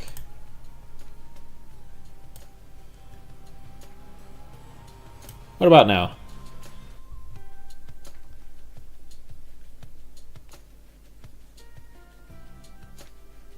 You don't hear any music.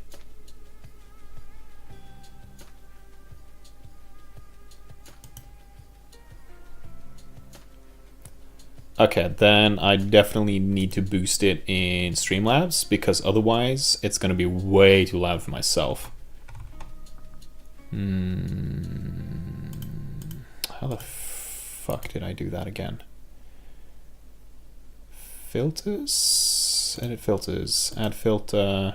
Yeah, let's throw on a gain filter. And give it like...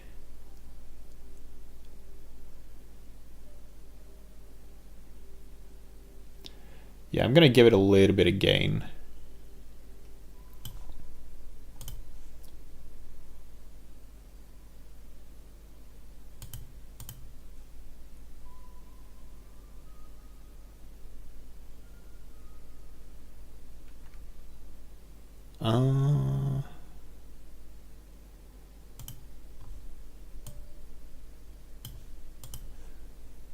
There.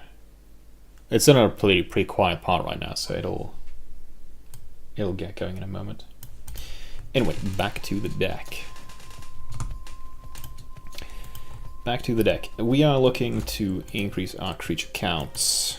Battle for Breadguard. We do have enough different kinds of token generation that I also think that we want this in here. It's going to be able to give us like potentially a lot of value if we play it at the right time. Calyx.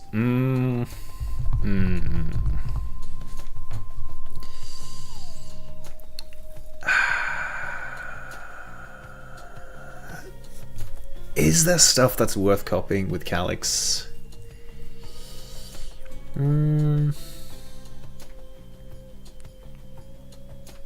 Yeah, I think there is enough stuff that's going to be worth copying with Calyx that we can get good value out of it. Because as you may create a token that has a copy of non-legendary enchantment you control. It includes charming creatures as well. So yeah, no, we want Calyx in here. Jurgen. I mean, there's another token. And what, flips into Remnants? And this is into Graveyard, you may draw a card. And it's a creature. Yeah. God, it's gonna be such a nightmare to start cutting stuff. Yeah. Yeah.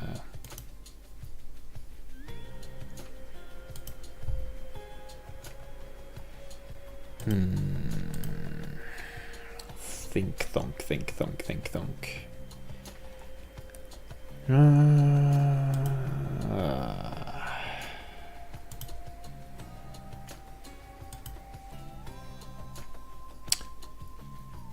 Not really sure.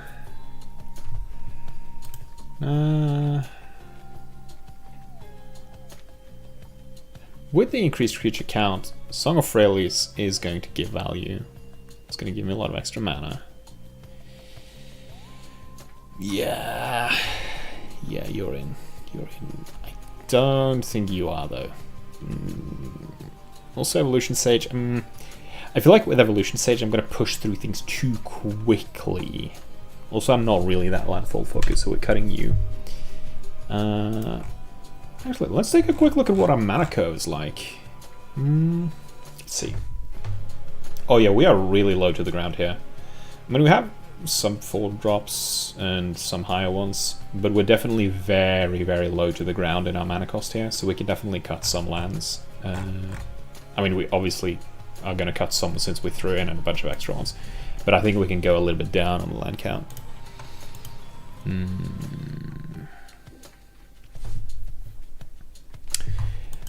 I like the world spell as like a big potential kind of like finisher type effect, especially because the fact that I can drop it and then push through it really quickly.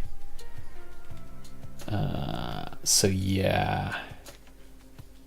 Yeah, I'm gonna include the world spell, mainly, partly because it's cool. It's really cool. So yeah. Knight of the Doctor. I mean, I don't have a lot of like board wipe removal. I only have one actual board wipe. I think we want Knight of the Doctor as well. Knight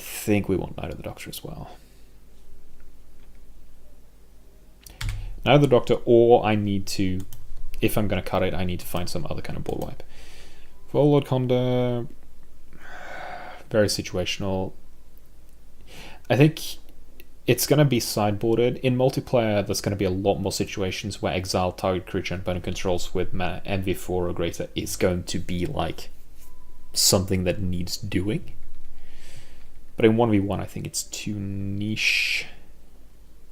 Yeah. Yeah, that's sideboarded. Birth of Meltis. It's 2 mana tutor planes. The wall is...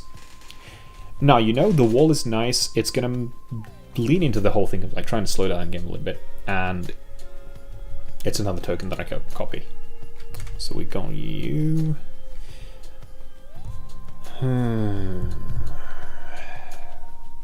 Nymph creature tokens. Yeah. Similia, we did kind of go away from the like only enchantment creatures. So yeah, you are in here as well. Jurgen is...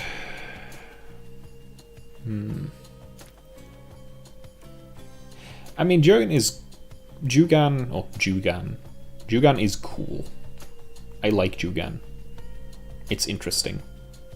It's another token. It's 3 mana. Yeah, for now.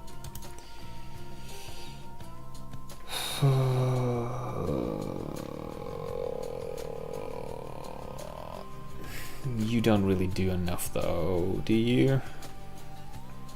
Exile mana value 3 or greater for 5 is a lot. Nah, you're out. Also, we don't need the Canopy Vista. Yeah, I'm gonna leave the sideboard for potential multiplayer games, but now it's time to start pruning. Let's see how many I have there. 16. Alright, let's prune the lands first, a little bit at least, because then I can also prune a little bit in accordance to cost. That's very even on the costs. It's 2 up on white. Yeah.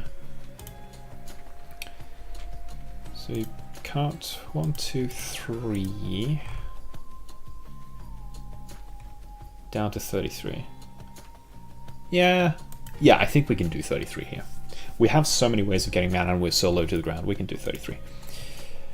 And now we need to cut other things. 13 cards, that's a lot of cards to cut.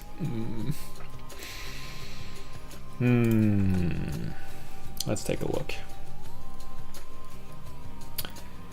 Keeping safekeeping. Swords is just too good to not run. Story Weave and Seasonal Renewal, I really enjoyed both of them, so I don't want to cut them. Rite of Harmony is massive card draw. But do we... Are we going to have any of those like really explosive turns where we play this and we get a lot of value out of it? I think this is only going to really give me a lot of gain in conjunction with something else. So I think you're going out to the maybe board for now. Lightning Tutor again, too good. It's kind of same thing with Cosmic Intervention, honestly, as well as Brought Back. That kind of... Yeah, I don't think they warrant cutting. Austere, we need something. Commune... I mean, Commune is kind of just a card that's going to turn into another card. I don't think it's... If there was a more limited selection of cards that do what we want, Commune would allow me to get to it faster. Kind of like the same way like you run a tutor to basically be another copy of the same card. Especially like Beseech the Mirror. But we don't need that here. We have so many different things that kind of do our game plan. So we drop you Resurgent. I had that conversation. It's way too good. Same with Savines and Sky Shroud. Kind of with Thirsting Roots too. Unnatural Restoration, I'm a bit on the fence on. We're going to leave it in for now. So let's move on to... Let's quickly look over the creatures. Elicit, Argothian... I don't think I want to cut anything here. I mean, this is a bit fringe. A little fringe. But I'll leave it in for now. Ferropede, I want to keep the insect. The insect is staying. I don't care what anyone says, the insect is staying. Same with the behemoth. I don't think there's anything I want to cut creature-wise. So yeah, we're going to start having to prune enchantments. Ooh, 11 of them. Okay. Alright. Let's get to work. All the Glitters is helping me win. Azusa is helping me ramp. Hellevolts. I mean, the 8/8 token is like massive, literally. But it's 6 mana to get there, and maybe for now. The Moths is too funny to not run. Battle for Breadguard is kind of like why I run a lot of these token things. So if I'm cutting this, I'm cutting a bunch of other cards as well. So I'll consider it. Boon, it's another going into the win. Boseiju is lands. Hothouse is kind of helping me make sure that I can keep up with that. City of Death, again, token.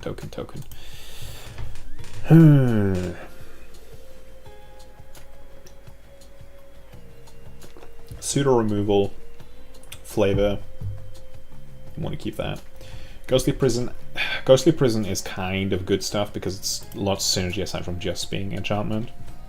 So you're going to go out to the maybe board. Jugan.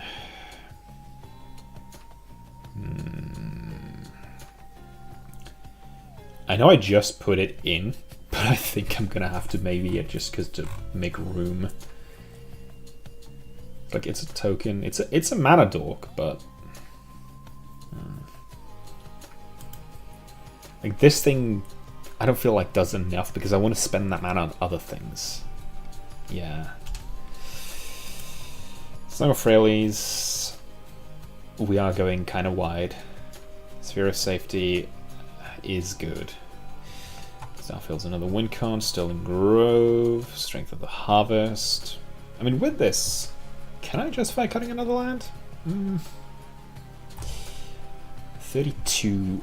Am I low enough to the ground to dare to do that?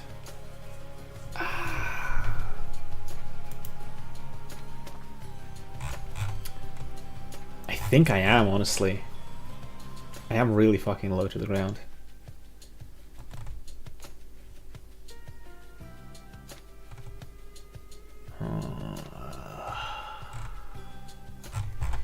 Yeah. Yeah, let's nip one more here. It's probably going to bite me in the ass, but honestly, whatever. Tales of Seshiro. This one flipped into something pretty big.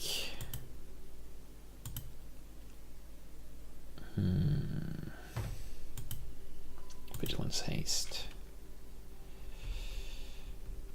I'm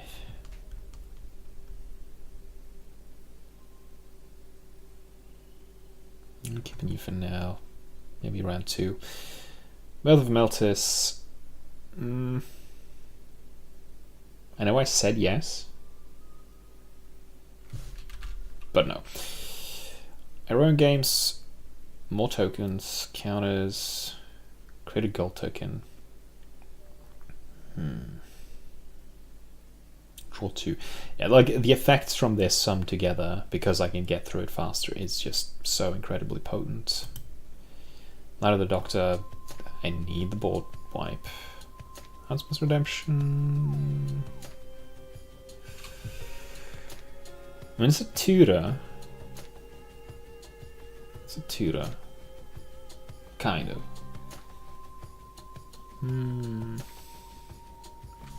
Put it to the side for now. Restoration of Eiganjo. It's a land tutor that goes into... I mean, it's cool, but it's not going to achieve that much. Maybe board you for now. World Spell I included because it's just cool. I really want this. It's fun. It's interesting. With the land count, I want to keep Utopia Sprawl. Triumph of Gerard, however.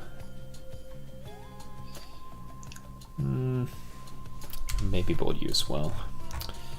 Alright, how are we looking? 103. Fuck, what do I cut? God damn it. God damn it. God damn it. What do we cut?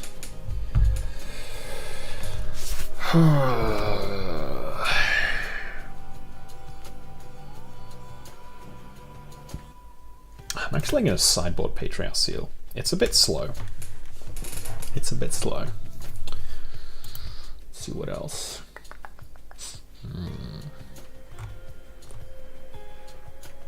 I'm very low on interaction. I really don't want to cut an interaction piece.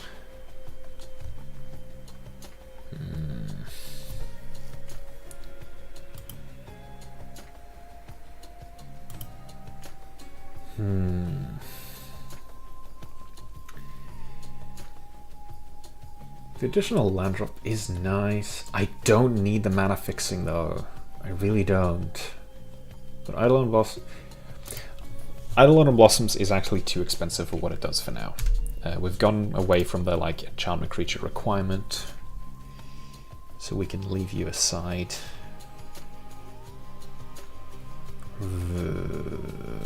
One more cut. I did say Ephemerif was fringe as well. Okay, yeah, you're fringe, you're going to the side. Now we are down on 100. This deck was estimated cost a lot cheaper than I thought. Huh. That is surprising.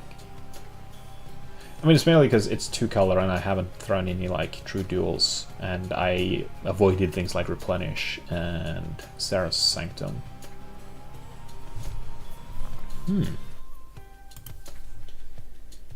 Yeah.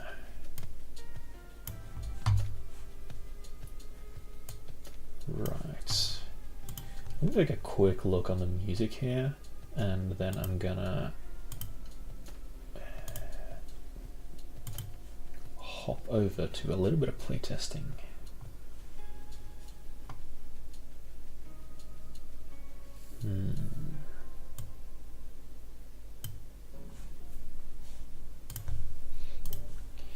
Right, let's give this a look. I mean, 4 lands is pretty good. Pretty good. Yeah, I think we can roll with this. This looks decent. Yeah, let's keep it. Right. Okay. So first off, oh, that is, yeah. Command tower, and then opponent's end step, we enlighten tutor. That is just perfect. So what do we want to grab? We know that we're probably going to be playing out Satsuki right away. So we can find a 3-drop enchantment, like a 3-drop saga, that can give us something really nice right away.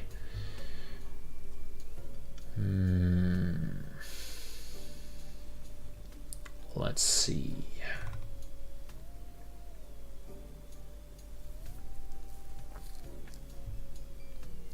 Like, this can help us just establish a board presence really quickly, and we also have the right mana to play it. So I think this can be a nice place to start. So yeah, let's take that, shuffle, put this on top, go 2, drop, Satsuki, go 3, and yeah, I want to get the forest down because I want to have more variety in my mana. That's still going to let us play out this. So we can drop History of Banali, and we can right away tap Satsuki to make sure that we get up to 2 lore counters on that, which is going to give us... I need to find the right friggin' token because there's so many different ones. So these are the 2/2 knights. Right here. We get our Vigilance Knights right away.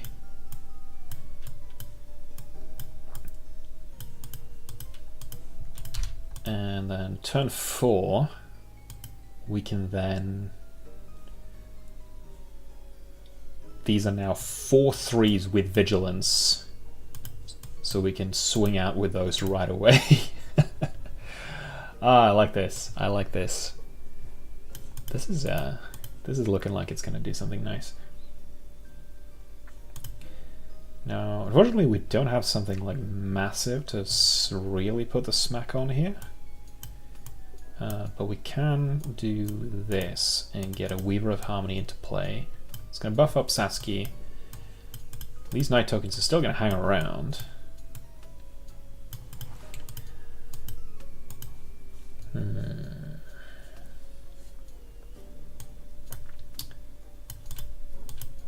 And we've been able to potentially put out a lot of decent damage, and the fact that they have Vigilance, that's going to give us a lot of resilience.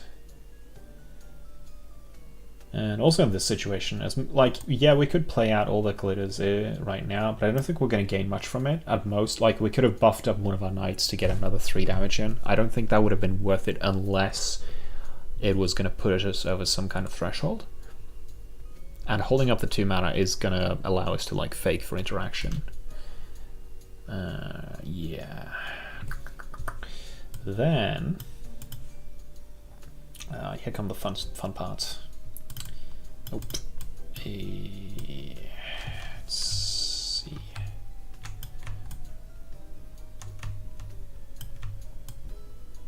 Can stack these up here. Play another forest as land for turn.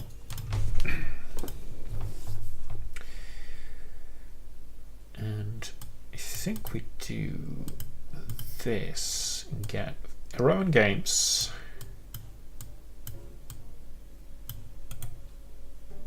Gives us a 1/1 human soldier.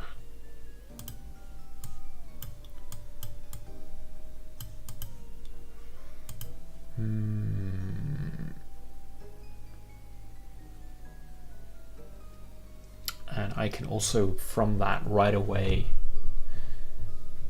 tap Satsuki, get us to 2 counters, put 3 1/1 counters, so I could put... Give you 3 1/1 counters. You are now a 5/5.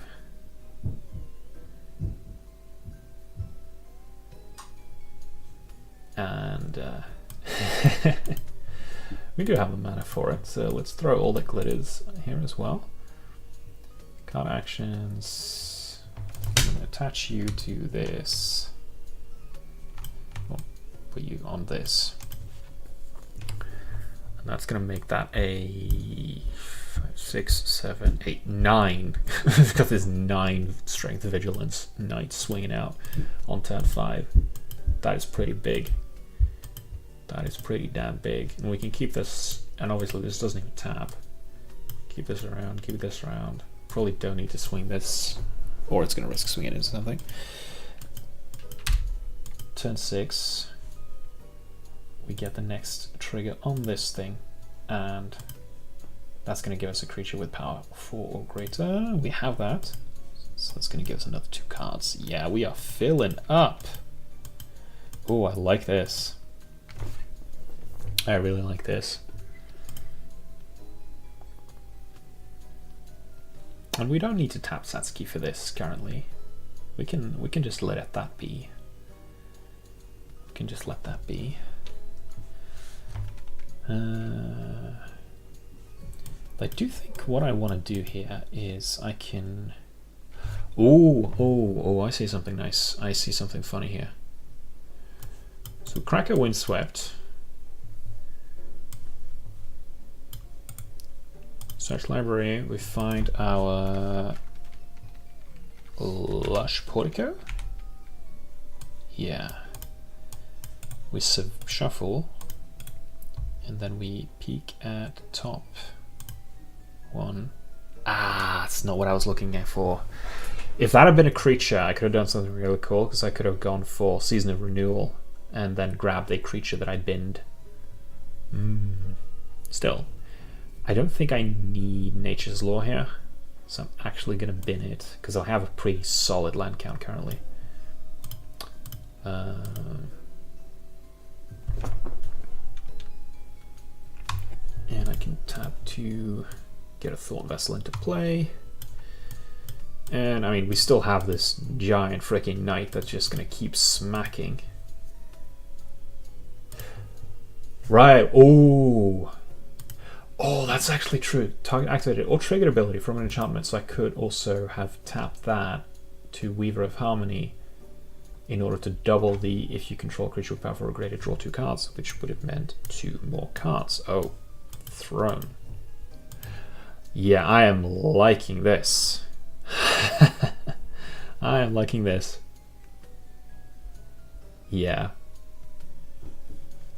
Yeah, this is definitely playing out. Obviously, this was a very, very nice like sequence of cards. So let's give it a couple of more spins in the playtester here. It's a little more fringe, but it's playable. I have 2 lands. I can play Spirited Companion. I can get 3 visits into play. We have a good 3-drop. And we have cards that do good stuff. We have a game plan here. Yeah, we have a game plan here. And we have Starfield as a potential win con later down the line. So yeah, let's keep this. Oh, Jinkai as well. Yeah. Yeah, I like this. I like this. No turn 1 play, but you can't expect to always have a turn 1 play, so that's fine. Next up, Wooded Bastion. Now, I think this is one of those cases where we don't drop Satsuki first. I'm thinking the Naturalist, because the Naturalist is going to play off into so much more stuff. Because then I can drop Spirited Companion, for example, for 1 on next turn.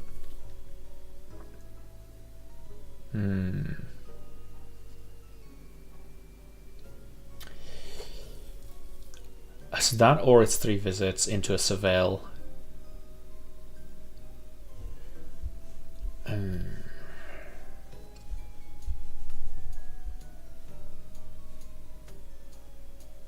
The Jukai is kind of going to be a little bit of a magnet, but if I can make someone expend their removal early as well, let's do the Jukai. Because then I can make someone, like, either it's going to give me good value, or it's going to make someone burn their removal early, which is going to be also valuable. So I know I said I could play the Spirited Companion, I mean, yeah, I can actually. Yeah. Crack this Heath. Find a forest. We're actually just going to find a generic forest. Shuffle. So then we can do Spirited Companion for 1, draw a card. Oh, nice, I got the land drop. And also have enough to either play Satsuki or 3 visits. There's nothing in the graveyard worth pulling out with worth exiling with Aesir. So I don't think we need Satsuki in play next turn, like from the start of next turn. So I think in that case we're better off with the 3 visits, and then we can get the Surveil land. Because then also potentially if we Surveil something that we want to get with Aesir, then yeah. Let's put it go. Cheerful. P1.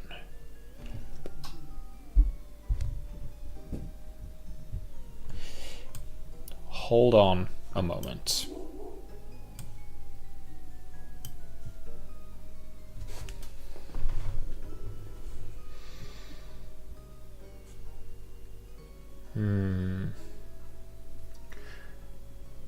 I'm gonna say hand just because I wanna, like,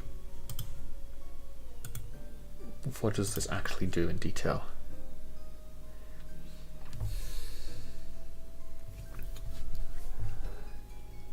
Exiling Enduring Vitality and then returning it to my hand later, rather than returning it to my hand later.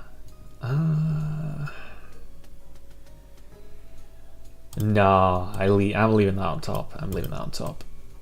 Yeah. We're keeping that on top. Right. Going into turn 4 though. So this is where we get to some interesting stuff. We don't have the sagas to play out something big saga-wise yet, so now we're currently just going generic enchantment. Dropping this land though, giving me 5 mana, with the cost reduction from Jukai, I can get Spinalia on the board, and then throw down Enduring Vitality. Yeah, I think that's the play here. Yeah, that's definitely the play here. So we throw down you, and then we tap 2, get Enduring Vitality into play. which also means that we have these two who can tap for mana now. And we also get the 2/2 Nymph. Yeah, this is slower than the previous one, but it's still, this is still doing stuff. Like this deck is functioning. Where is the Nymph? I don't see the Nymph. Where is my Nymph? There is no Nymph. The all tokens. Is there a Nymph token?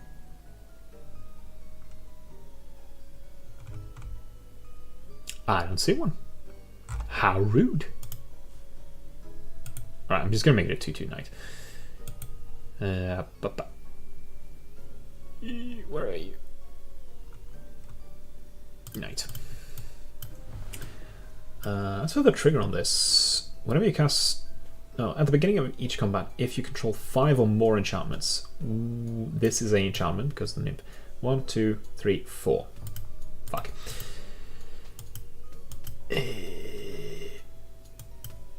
Oh, you know what's funny? I could tap these two to get the Aesir escape in. But this thing doesn't have haste, so it doesn't really matter. There's no need to do it now. Turn 5. Yeah, I mean, that's a good land drop. Hall of Heliod.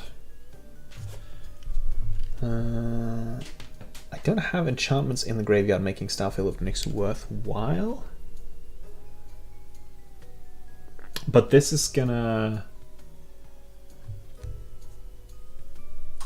Huh. I think Historian Spoon is the play here. Yeah. Yeah, definitely. 1, 2, 3.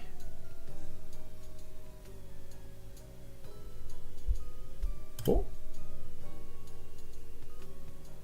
Yeah, Historian Spoon. That's going to give me a 1/1 token. And that's also going to give me enough enchantments to kick this into gear and start swinging with lifelink. Yeah.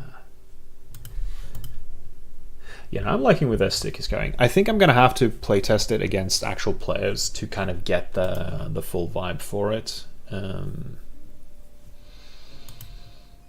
Because I need to see how these things interact with other players. But I'm liking where this is going. I'm liking where this is going.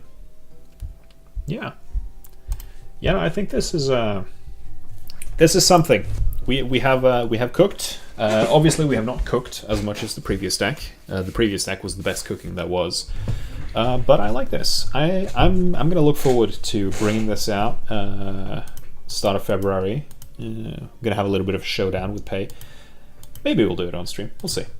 Hoping so. Yeah. With that, I think I'm going to start rounding off the stream. I will be doing probably... Let's see. I'm going to try to have at least one stream a week. I'm going to see if I can find a schedule. I have another deck building stream planned, but it's going to be a while. It's probably not going to be until the end of February. I have a funky deck that's going to be a lot harder to build because because EDH Rec is not going to tell me what I need because the theme is whack as fuck.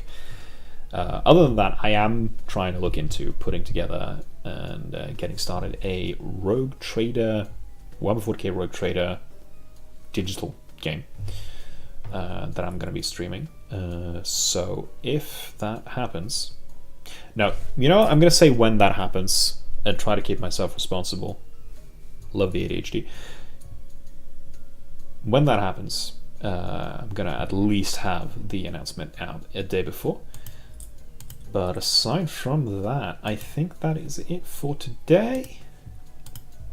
So to whoever watched, especially you, Pay, thank you for sticking around. Whoever else dropped by, if you're interested in Magic the Gathering content, Warhammer content, maybe some Armored Core eventually, also thinking about some Mech Warrior, but yeah, then there's kind of more like nerd type games, the games that make nerds say nerd. Then feel free to hop on by whenever I get around to streaming again. So thank you for watching, and oh fuck! I forgot to set up the thing. Oh, so unprofessional. So unprofessional.